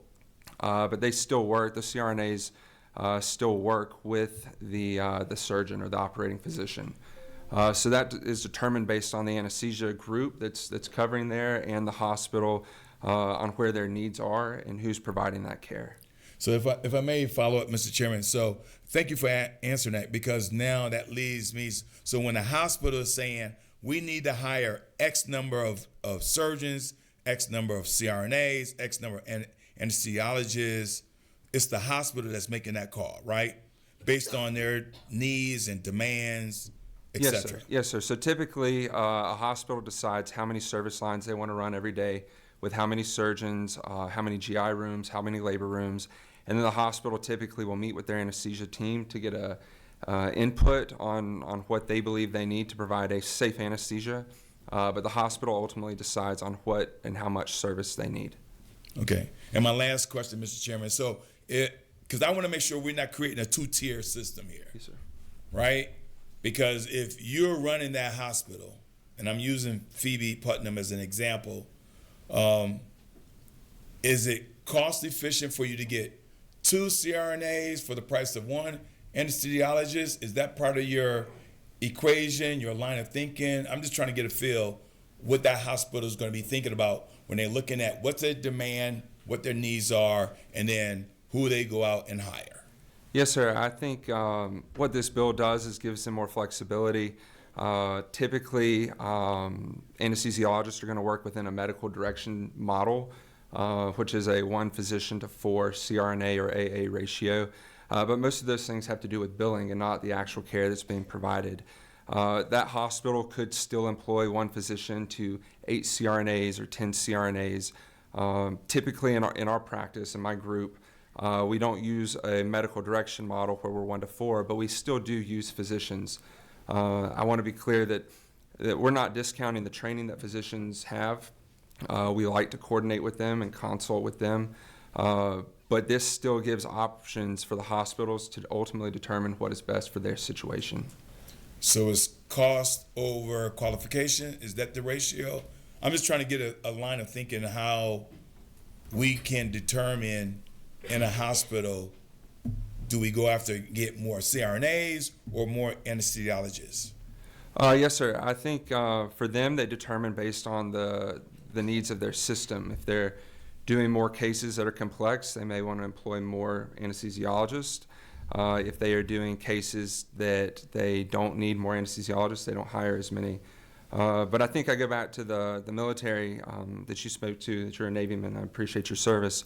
When you look at those forward combat units, they're CRNA only. So CRNA care is definitely not less than or substandard care, especially when we look at the United States military and who they choose to protect our servicemen and women on the front lines. I think hospitals spend a lot of time and money just investigating what they need based on the case volumes that they have and the requests of their surgeons. And so this bill protects their right to choose what they need. Okay. All right. Let's see. I want to ask a question, and it's just from my own personal knowledge.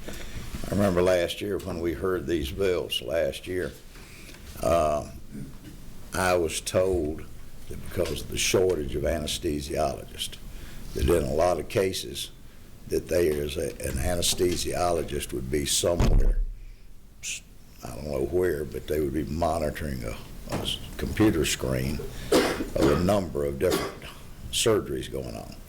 And they would be basically keeping check, I guess, on the nurse anesthetist, but that they were doing the actual work, but the anesthesiologist was monitoring a number of different surgeries going on because of the shortage. Is that correct? So certain hospitals that that utilize anesthesiologists may have them in a room where they're monitoring multiple screens that show the vitals and the trends that are going on in that room. Typically, that's whether it's medical direction or medical supervision, where they're operating 1 to 4 or more. That wouldn't change. My facility, for instance, we have a physician anesthesiologist that is free to see pre-ops and is free to assist or give breaks or things like that. And they check in on those rooms, but they don't have a room where they're actually watching the computer screens and seeing what's going on in each case at every same moment. For hospitals that don't have a physician anesthesiologist, it's that provider that's in the room, the CRNA in the room, providing that hands-on care. And that would be because there's not enough anesthesiologists. Is that correct? Yes, sir. Right now in Georgia, we have a major shortage of anesthesia providers in general. My group today could hire 25 providers. We're that short. And so it's not just a shortage of anesthesiologists, but of CRNAs as well. I want to mention something, Mr. Chairman, if I might. As I was planning on carrying this bill on the House side last year, did a lot of research, of course.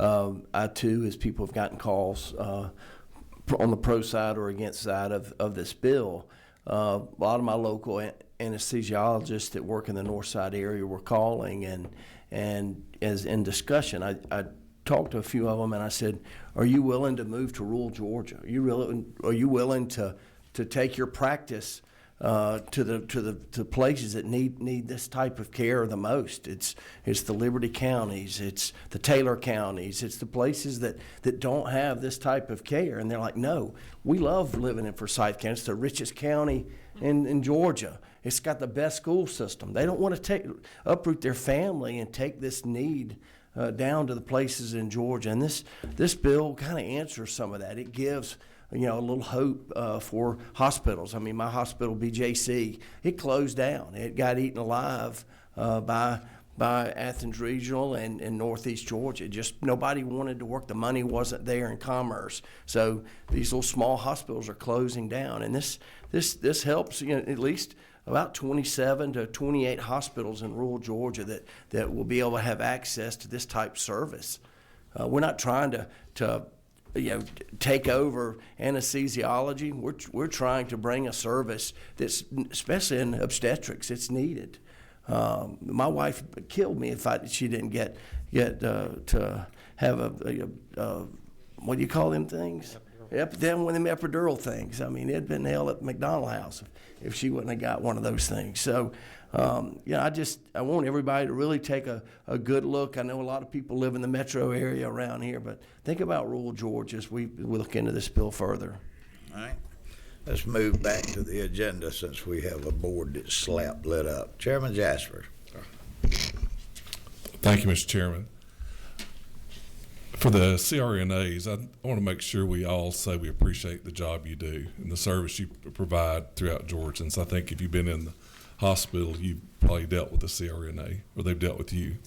But my question, I talked to my son-in-law, who is a physician also, and he brought in a guy on a conference call with me, and we talked about operation room leadership. And currently, under the current law, the doctor is in charge. I mean, I think you work under them. They're the leader. And this bill would divide that responsibility and allow independent work. Is that not true? No, sir. In an emergency, and even without an emergency, we still work very closely with the surgeon for the plans that they need for each patient that they provide. Well, it seems to be just the way the bill, if I can continue, Mr. Chairman. You certainly can. Is that it does divide them. And I guess our question, his and ours were, when things go bad, I've got a surgeon and the CRNA, I've got separation of responsibilities. How does that work? How would that work? Yes, sir. I think the best thing I can do is give an example. So about 16 months ago, I got a call from one of our OBGYNs that was requesting me to come to the recovery room. We had just done a C-section. And when I walk in the room, the mother's heart rate's in the 170s, and she's pale, and she's bleeding. In that instance, me and the OBGYN worked together in caring for that mother and fighting for her life.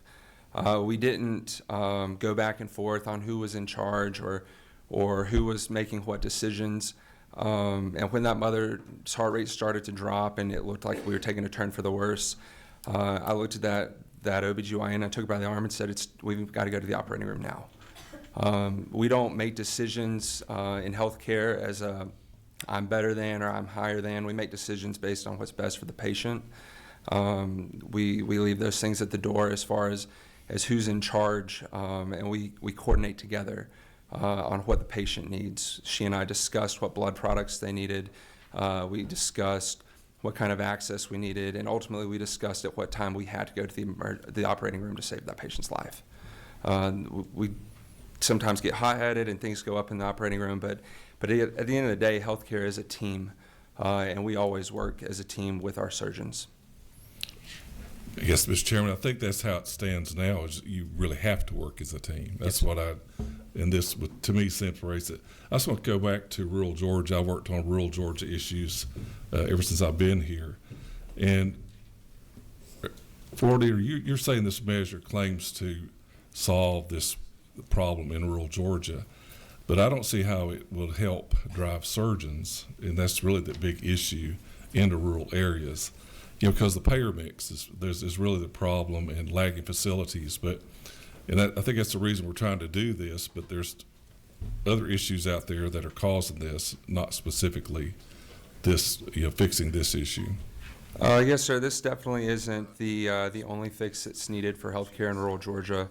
What this aims to do is remove one of those barriers. So when we look at Wayne County, for instance, they shut their doors to obstetrics on February 1st of this year. When they look to recruit an OBGYN to come to that hospital, one of the requirements that OBGYN has to understand is under the current law, they will have to direct the anesthesia care because it's a CRNA model in that facility. If they're not willing to do so, they choose not to go work at that hospital.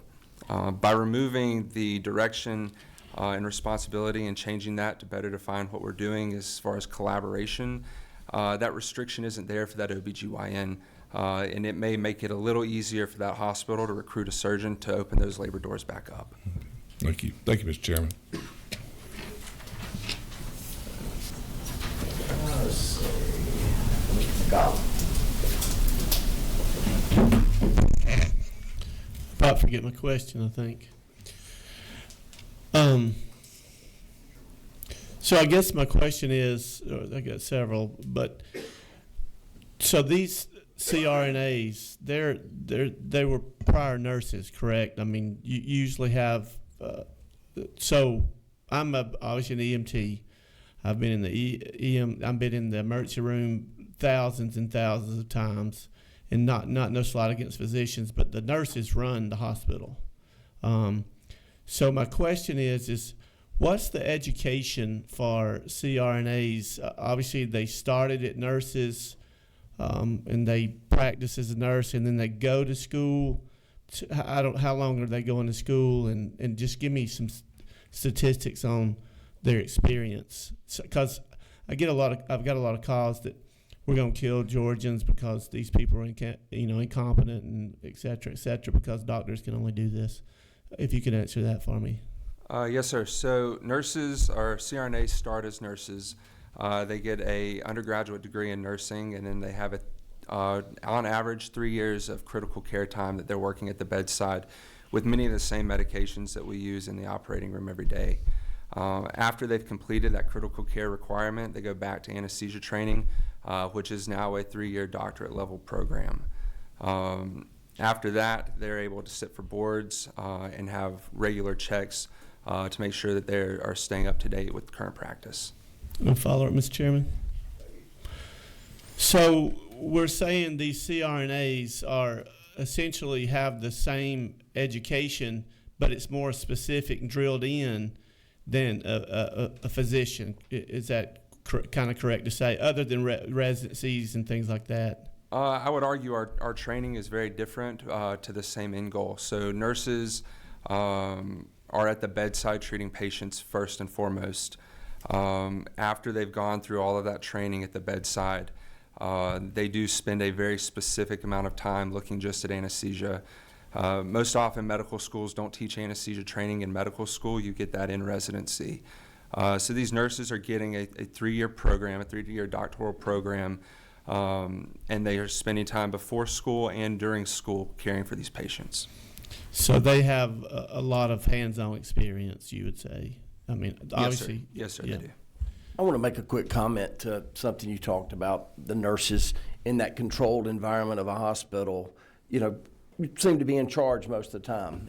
And in your experience of EMS world at Hall County, how many times were you on a scene of an accident and a doctor just happens to stop by being a good Samaritan and wanting to assist, and it's kind of sometimes telling you what to do, but at the end of the day, when those doors close, that doctor's not riding in that box back towards the hospital in that event that you're overseeing right there, and the responsibility that's placed back on you because that doctor's gone and gotten back in his car.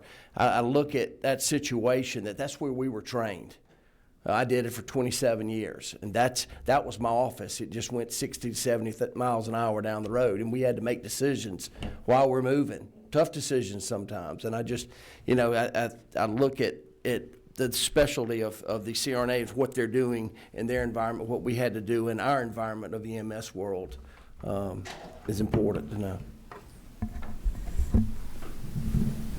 Well, yeah, of course. That's where I was going. Is kind of I'm just trying to think through. Obviously a paramedic's not the same as a CRNA, and definitely not as a physician. But I'm just trying to think through that these people are very experienced. They have a lot of hands-on experience before they even go to medical. Well, they didn't go to medical school, and I'm not slighting doctors by any means. I just feel like that the argument that they're not experienced or they're going to kill people is not a great argument. And I get that a lot of anesthesiologists are thinking that this bill is trying to put them out of business, but obviously we're just trying to add into that question. What's the numbers of how many anesthesiologists we have, CRNAs and et cetera like that in Georgia? And then one more follow-up question, I apologize. Tell me again, so I'm trying to put my head around what Chairman Jasper said. So what piece are we taking away? So now you're in a hospital in Georgia. Say, for instance, the bill passes. You're in a hospital in South Georgia. You obviously have a surgeon there, but the way it is now, the surgeon will be liable legally. But if we do this bill, we're in South Georgia, we have a surgeon. The CNRA is going to do the thing without a anesthesiologist on site, and they'll be liable. Is that accurate? Yes, our current case law says that the person administering the anesthetic, the CRNA, is liable for that anesthetic. So now in South Georgia, say for instance, the CNRA can't work if the surgeon disagrees, and the chances of a anesthesiologist being on site with multiple CNRAs doing surgery in South Georgia are they there or not? Most hospitals in South Georgia operate under a CRNA model without a physician anesthesiologist. But the surgeon or the plastic surgeon or the OBGYN, they're liable in the model currently, correct? Case law says they're not, but the way the law is currently written, there's some blurred lines there that could lead them to believe that they would be liable, yes. Okay, and then so the CRNA would have liability insurance to cover them, or the hospital would, if we pass this bill? Yes, sir. We currently carry the same liability insurance and malpractice insurance that a physician carries. I apologize, Mr. Chairman. One more follow-up. So how many, and I know you don't know this, obviously, but how many anesthesiologists do epidurals? I mean, have you ever seen, do they do that a lot, or is it usually CRNA? It depends on the hospital. A lot of hospitals have a CRNA providing the epidurals or the spinals in the OBGYN unit. That's not to say that anesthesiologists don't perform those. They're definitely taught those in their training as well. But for instance, if you come to my facility right here in the metro area, it's only CRNA care on the labor unit. And then I wonder how many naval vessels have anesthesiologists on them versus just CRNAs. How many MASH units have CRNAs and no anesthesiologists, et cetera, et cetera? Yes, sir. All of those forward combat units, all of the vessels on duty are manned by CRNAs. You won't see a physician anesthesiologist until you're stateside or at least in Europe. So at a big hospital, you're not going to see. Yes, sir. Okay. So and I'm not far against. I'm just trying to figure out. But in my mind, if it's good enough for us military veterans, I just don't see how it's not, for South Georgia or Georgia if they're, obviously trained. So, thank you, Mr. Chairman. Let me ask a question from what he just asked. When they ask you about the qualifications and the educational training of a CRNA, you said a 4-year college degree. They do 3 years advanced practice study. Then they go back and get a 3-year doctorate. Yes, sir. On average, they work at the bedside in an ICU for 2 to 3 years. After that, CRNA programs or anesthesia programs for nurses are a 3-year doctorate now. And what is the difference in a full-blown anesthesiologist? What is their educational requirements? They typically do a 4-year undergraduate and then medical school and then a anesthesia residency where they learn anesthesia. And how long is medical school? 4 years. So 3 to 4 years. I think some facilities. Are we talking about roughly a year's difference in the training? Give or take, yes, sir. Or the educational requirements? Yes, sir. All right. Mr. Carpenter. Yeah, thank you, Chairman. I know we talked about this. We've talked this last year, off season, this year, and I'm real still hung up on if we're going to focus on rural Georgia, I would like for it to focus on rural Georgia. I understand that the hospitals in the metro see the advantageousness, the cost effectiveness of this legislation, but I think, if we're going to portray this as trying to help out people outside the metro area, then we need to focus it on the outside the metro area. That's just my suggestion. Then the question is, and Derek kind of talked about it, but I just want to make sure I understand. As it sits today, we have a patient, you have the CRNA and the doctor. Does the doctor's insurance also have to cover the CRNA, or because this doesn't say coordination, and if we change it to coordination, then it clarifies in the legal environment that the doctor is separate and the CRNA is separate? Is that as far as the surgeon's liability insurance? Correct. Yes, sir. I'm sorry. I'm not sure exactly what their coverage is in comparison to a physician anesthesiologist's coverage. But right now, the way it stands, typically if there's a lawsuit within an operating room, for any instance, everyone in that room, including the nursing staff, gets sued. As it sits today, will that change this?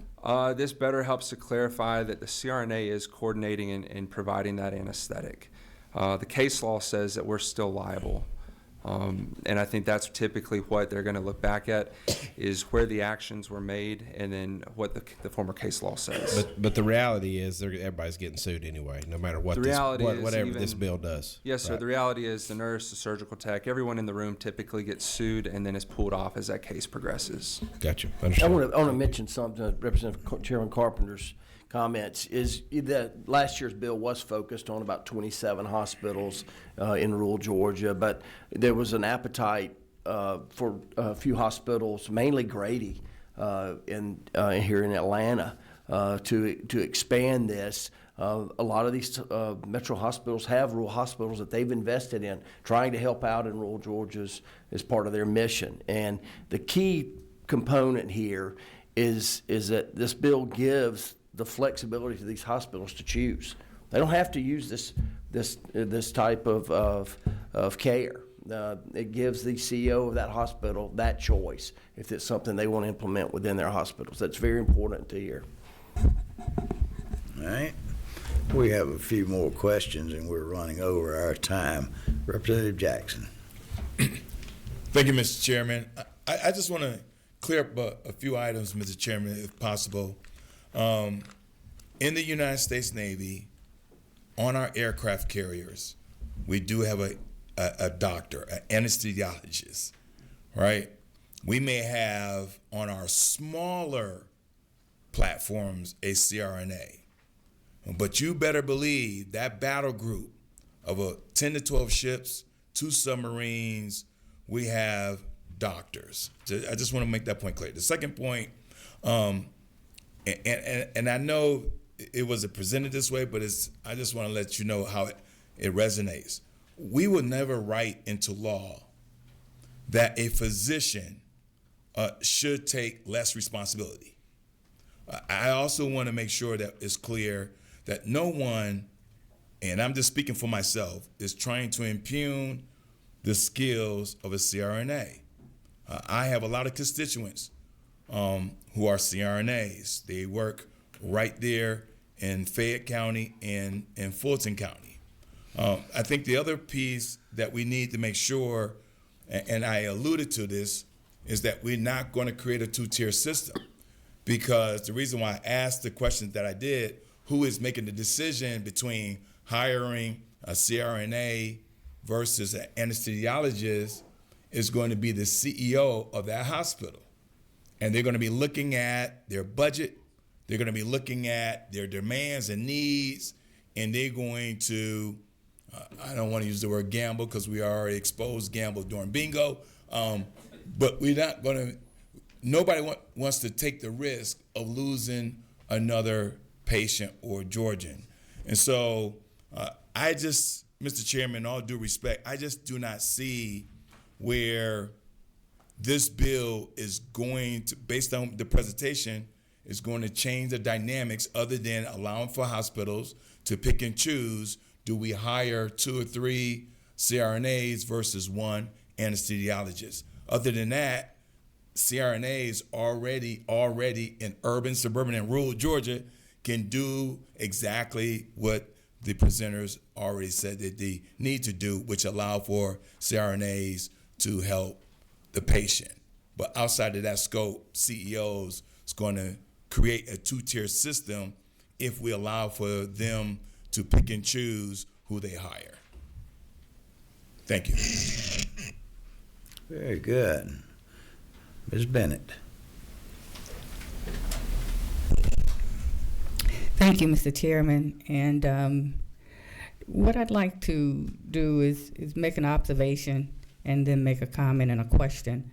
My observation was, and I don't know, Mr. Chairman, please forgive me if we're crossing up bills, but earlier in our conversation, the prevailing thought was that the physician was the prevailing director of care to any other health providers. That was what I thought I understood that was discussed earlier. However, if we would turn our attention to line 18, the definition, Representative Jackson, definition is given here. Coordination means the process in which a physician and certified registered nurse anesthetist work together to manage a patient's care, including but not limited to sharing information, discussing a patient's diagnosis, condition, and treatment, and developing and modifying an anesthesia plan to ensure the best possible delivery of health care. And then we jump down to line 23 toward the, such anesthesia and an anesthesia plan may be ordered and administered by a certified registered nurse anesthetist, provided that such anesthesia is administered under the direction and responsibility of a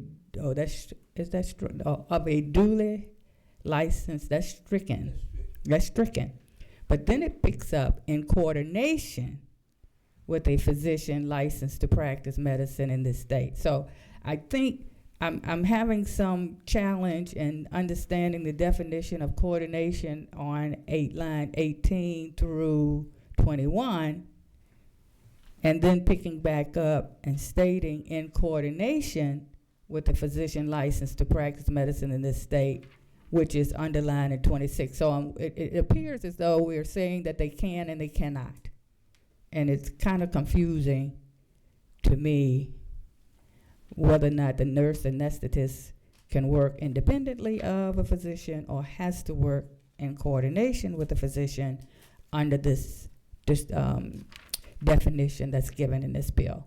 I just need some clarification there. Well, I think if you look at line 18, coordination, we define in this type of legislation what coordination is going to mean as we use it down on line 26. So just as we had earlier, there was question about what injury and condition was. We're defining coordination in this of what it means and using what this piece of legislation is going to do. Coordination can mean all kinds of things, but we're defining what coordination means in reference to this bill. And then, of course, we talk about the responsibility of coordinating between the CRNA and the licensed physicians that's working in that operating room setting. Is they're working together, they're coordinating. It talks about that it's allowing them to for the surgeon to, he may know something about the patient, the CRNA doesn't. It allows them to talk about it, whether HIPAA's used or not. It's allowing this to be constant conversation between the surgeon and the CRNA about the issues with this certain patient. Just a quick follow-up, Mr. Chair. Certainly. So in this definition and under this bill, there has to be coordination between a physician and a CRNA. Yes, ma'am. There will still be coordination between the physician and the CRNA. Thank you. Thank you. Is that it, Ms. Bennett? Yes, sir. All right.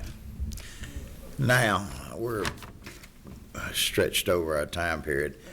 Did I understand that you're not available tomorrow? Yes, sir. Me? Yes. I can touch base with my hospital and see, but as it stands right now, no, sir. All right. The chair wants to be very particular to be fair about all testimony. I don't generally care for doing a split day, but I thought this was the best way of doing it because I knew that we're limited on room space during the session. If you don't think you'll be here, if you'd like to make a closing comment, and maybe you might be back available tomorrow. I don't know that. But the other side will certainly have time to bring forth testimony tomorrow. And then, of course, the author of the bill will have to refute any of this. So would you like to make a few brief comments just in case you don't get back tomorrow? Sure. Yes, sir. And if not, then yes, right ahead. So I think the goal of this bill for the CRNAs is that we are able to take care of our patients.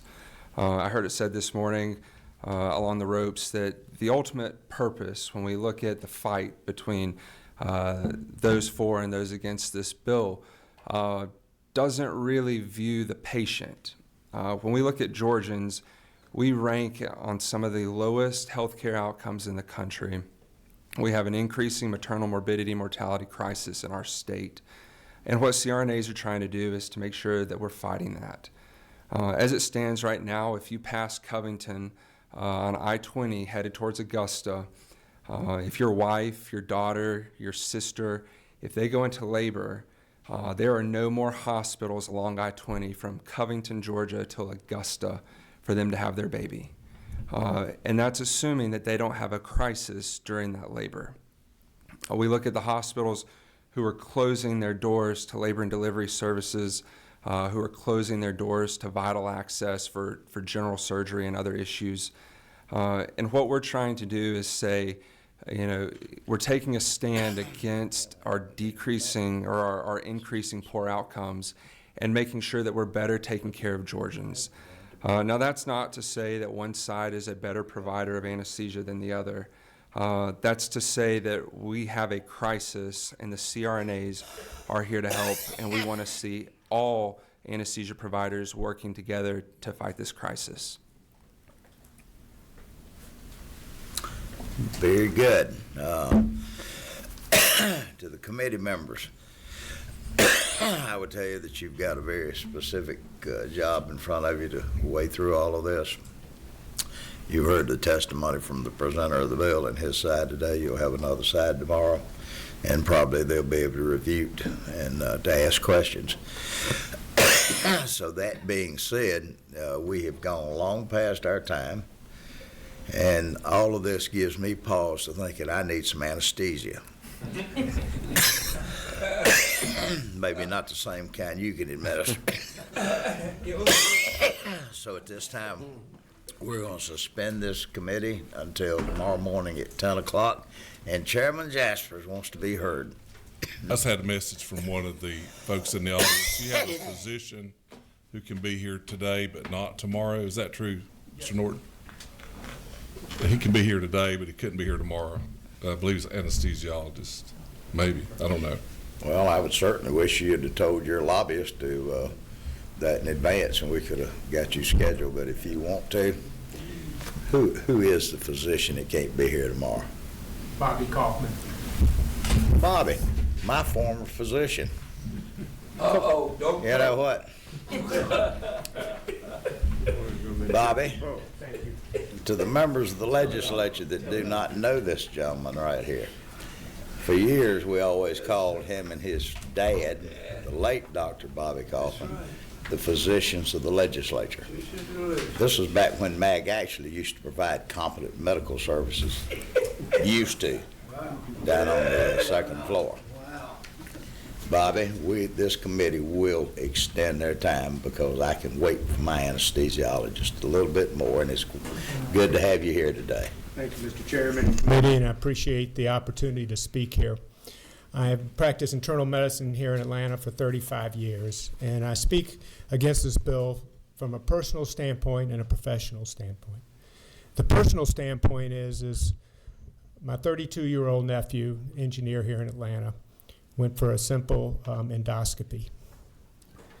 Unfortunately, he started vomiting during the procedure. The anesthetist, unfortunately, could not get him intubated, and he died. In her deposition, she said that she has never in her career intubated somebody in an emergency. And to me, that's pretty scary. I'm certainly not trying to take away the role of CRNAs, because I do think they're vital to healthcare. But also, we need to understand the importance of having a competent physician there. And the question you asked, Mr. Chairman, about training for anesthesiologists, they go to 7 years of residency, not in counting medical school, anything else, 7 years, purely dedicated to the craft of anesthesiology. So I want to be clear, this is why they've been around every situation possible in 7 years. So that's the whole purpose. You know, 99% of anesthesia is simple and great, and that poor anesthetist that took care of my nephew, she went to work that morning, you know, just typical day. She ended up with a dead 32-year-old. And, you know, obviously it shouldn't have happened. And I'm sure she would have wished she had some help at that time. Thank you. Thank you, Bobby. Any questions from the committee? Mr. McCollum. So this was under this current system, though, correct? Yes, sir. So I'm still trying to figure out if this was on the current system and the doctor, I mean, it's the way it is now, who was overseeing her? That's the gastroenterologist, but that's not the point of the bill, so I'm not, but. Well, it kind of is, because if it's currently like that, and my condolences, obviously, yeah. But if it's currently like that and that anesthetist messed up and nobody was there to back her up, that's a problem. What's the difference in that and the way this would be? I'm just asking as devil's advocate. Well, there's no chance of backup if this bill passes. Well, there would be no chance of backup if the medical doctor didn't know what they was doing either. I understand that, and since the death of my nephew, the gastroenterology practice now has an anesthesiologist on standby for all their cases. Correct, but don't we have a shortage? Aren't there about 1,300 to go across the whole state of Georgia? There's a shortage of every physician. I realize that. There's a shortage of internists, and shortage of surgeons. There's a shortage, again, that's another issue. Unfortunately, we're not producing enough doctors to keep up with the amount of health care that's needed across all. So you don't want to, in my opinion, change a protection for patients because there's a shortage, and that's what they're trying. That's what this bill is doing. But my question is still is that was under the current system. So to your point, it would mean that we always need an anesthesiologist on the scene at all times, because there's no way. I mean, you see what I'm saying? I mean, if you're saying that the CRNAs aren't competent and the doctor that's doing the surgery or OBGYN aren't competent, I don't know how this would either change the system. Well, first of all, I didn't say they weren't competent. They are. No, I apologize. I didn't mean to put words in your mouth, but I'm just saying, you kind of see what I'm saying. There would be not a difference. Plus, if there's obviously a shortage and these people can't wait for surgeries or things like that, the poor people in Georgia can't wait if they need all these is to help, and we're not doing anything to increase recruiting these people. I can't fix the shortage. I understand that, but and I agree with you 100%. It's a problem in Atlanta. It's a problem in rural Georgia. It's a problem everywhere of shortage of doctors, and anesthesia is just as short as any other. Go try to make an appointment with an internist. 6 months to a year to get an appointment. Try to make an appointment at the VA. It's even worse. So. Yeah. No, I get that, but if by passing this bill is what you're saying is, and I agree with you, you should have a qualified physician in the room. But that's not the scope of the bill, and that's not being presented. But I don't think this bill will make health care better. I mean, I don't see how it's going to make any difference, because from your scenario, it would be the same. Not in my scenario, but in most scenarios, they do have anesthesiologists, and what you very well said, it's going to turn into a cost thing, because if they can have 6 anesthetists in a room and not have to pay a physician, what do you think is going to happen? Well, maybe we should just change the scope of practice of how many physicians anesthesiologists can cover CRNAs. Yeah. As far as your scope. I mean, like on a fire scene, ours is about 9. So, you have to be able to watch that many. I don't know. I don't know the answer, and I'm just thinking through the scenario's not going to be any different now than it was. If we pass the bill. I'm not far against it right now. I'm just asking questions. But the role, though, with the anesthesiologist is, because there's a shortage, and having an anesthesiology covering 8-10 rooms, because the likelihood of a complication is very small. But unfortunately, when it does happen, you want somebody who's experienced with complications, has 7 years of training to be available, in my opinion. Thank you. If I might ask, Bobby, you might have just asked that I didn't get a full answer a while ago. Last year I had heard that there would be an anesthesiologist that would be off-site and it was monitoring a number of operations going on. Is that how the process works? I've never heard that. I've heard, like when I had my colonoscopy, at Emory, they had 10 rooms going or 8 rooms going, and the anesthesiologist came in and waved at me. The anesthetist did a great job. I woke up, and but if something gone south, he was ready to come in. Yeah. Ain't that propofol a great thing? Of what I remember. Amen. Anyone have any other questions for Dr. Kaufman? Good to have you here, Bobby. Thank you so much for Hope allowing your me to golf speak. game's good. It's getting better. I'm not working so much. I hear you. All right, ladies and gentlemen, the order of this is we'll reconvene at 10 o'clock in the morning. I would certainly encourage everybody to be here again. I guess it'll be in this room. Jan, the most important person in here, she's not an anesthesiologist, is Jan. Is this the room we'll be in the morning? Yeah, no, we'll be in 5:15, I believe. So we'll, I have to look at I don't have my calendar with me. Look on your calendar, Brian, I'm telling you. I think we're in 5:06, actually, but I can't remember. It's 5:15. 5:15, and Jan will send you a notice on it. But if you would, just be prepared for tomorrow, and we'll resume tomorrow. Thank you, ladies and gentlemen. Good job, gentlemen. Great.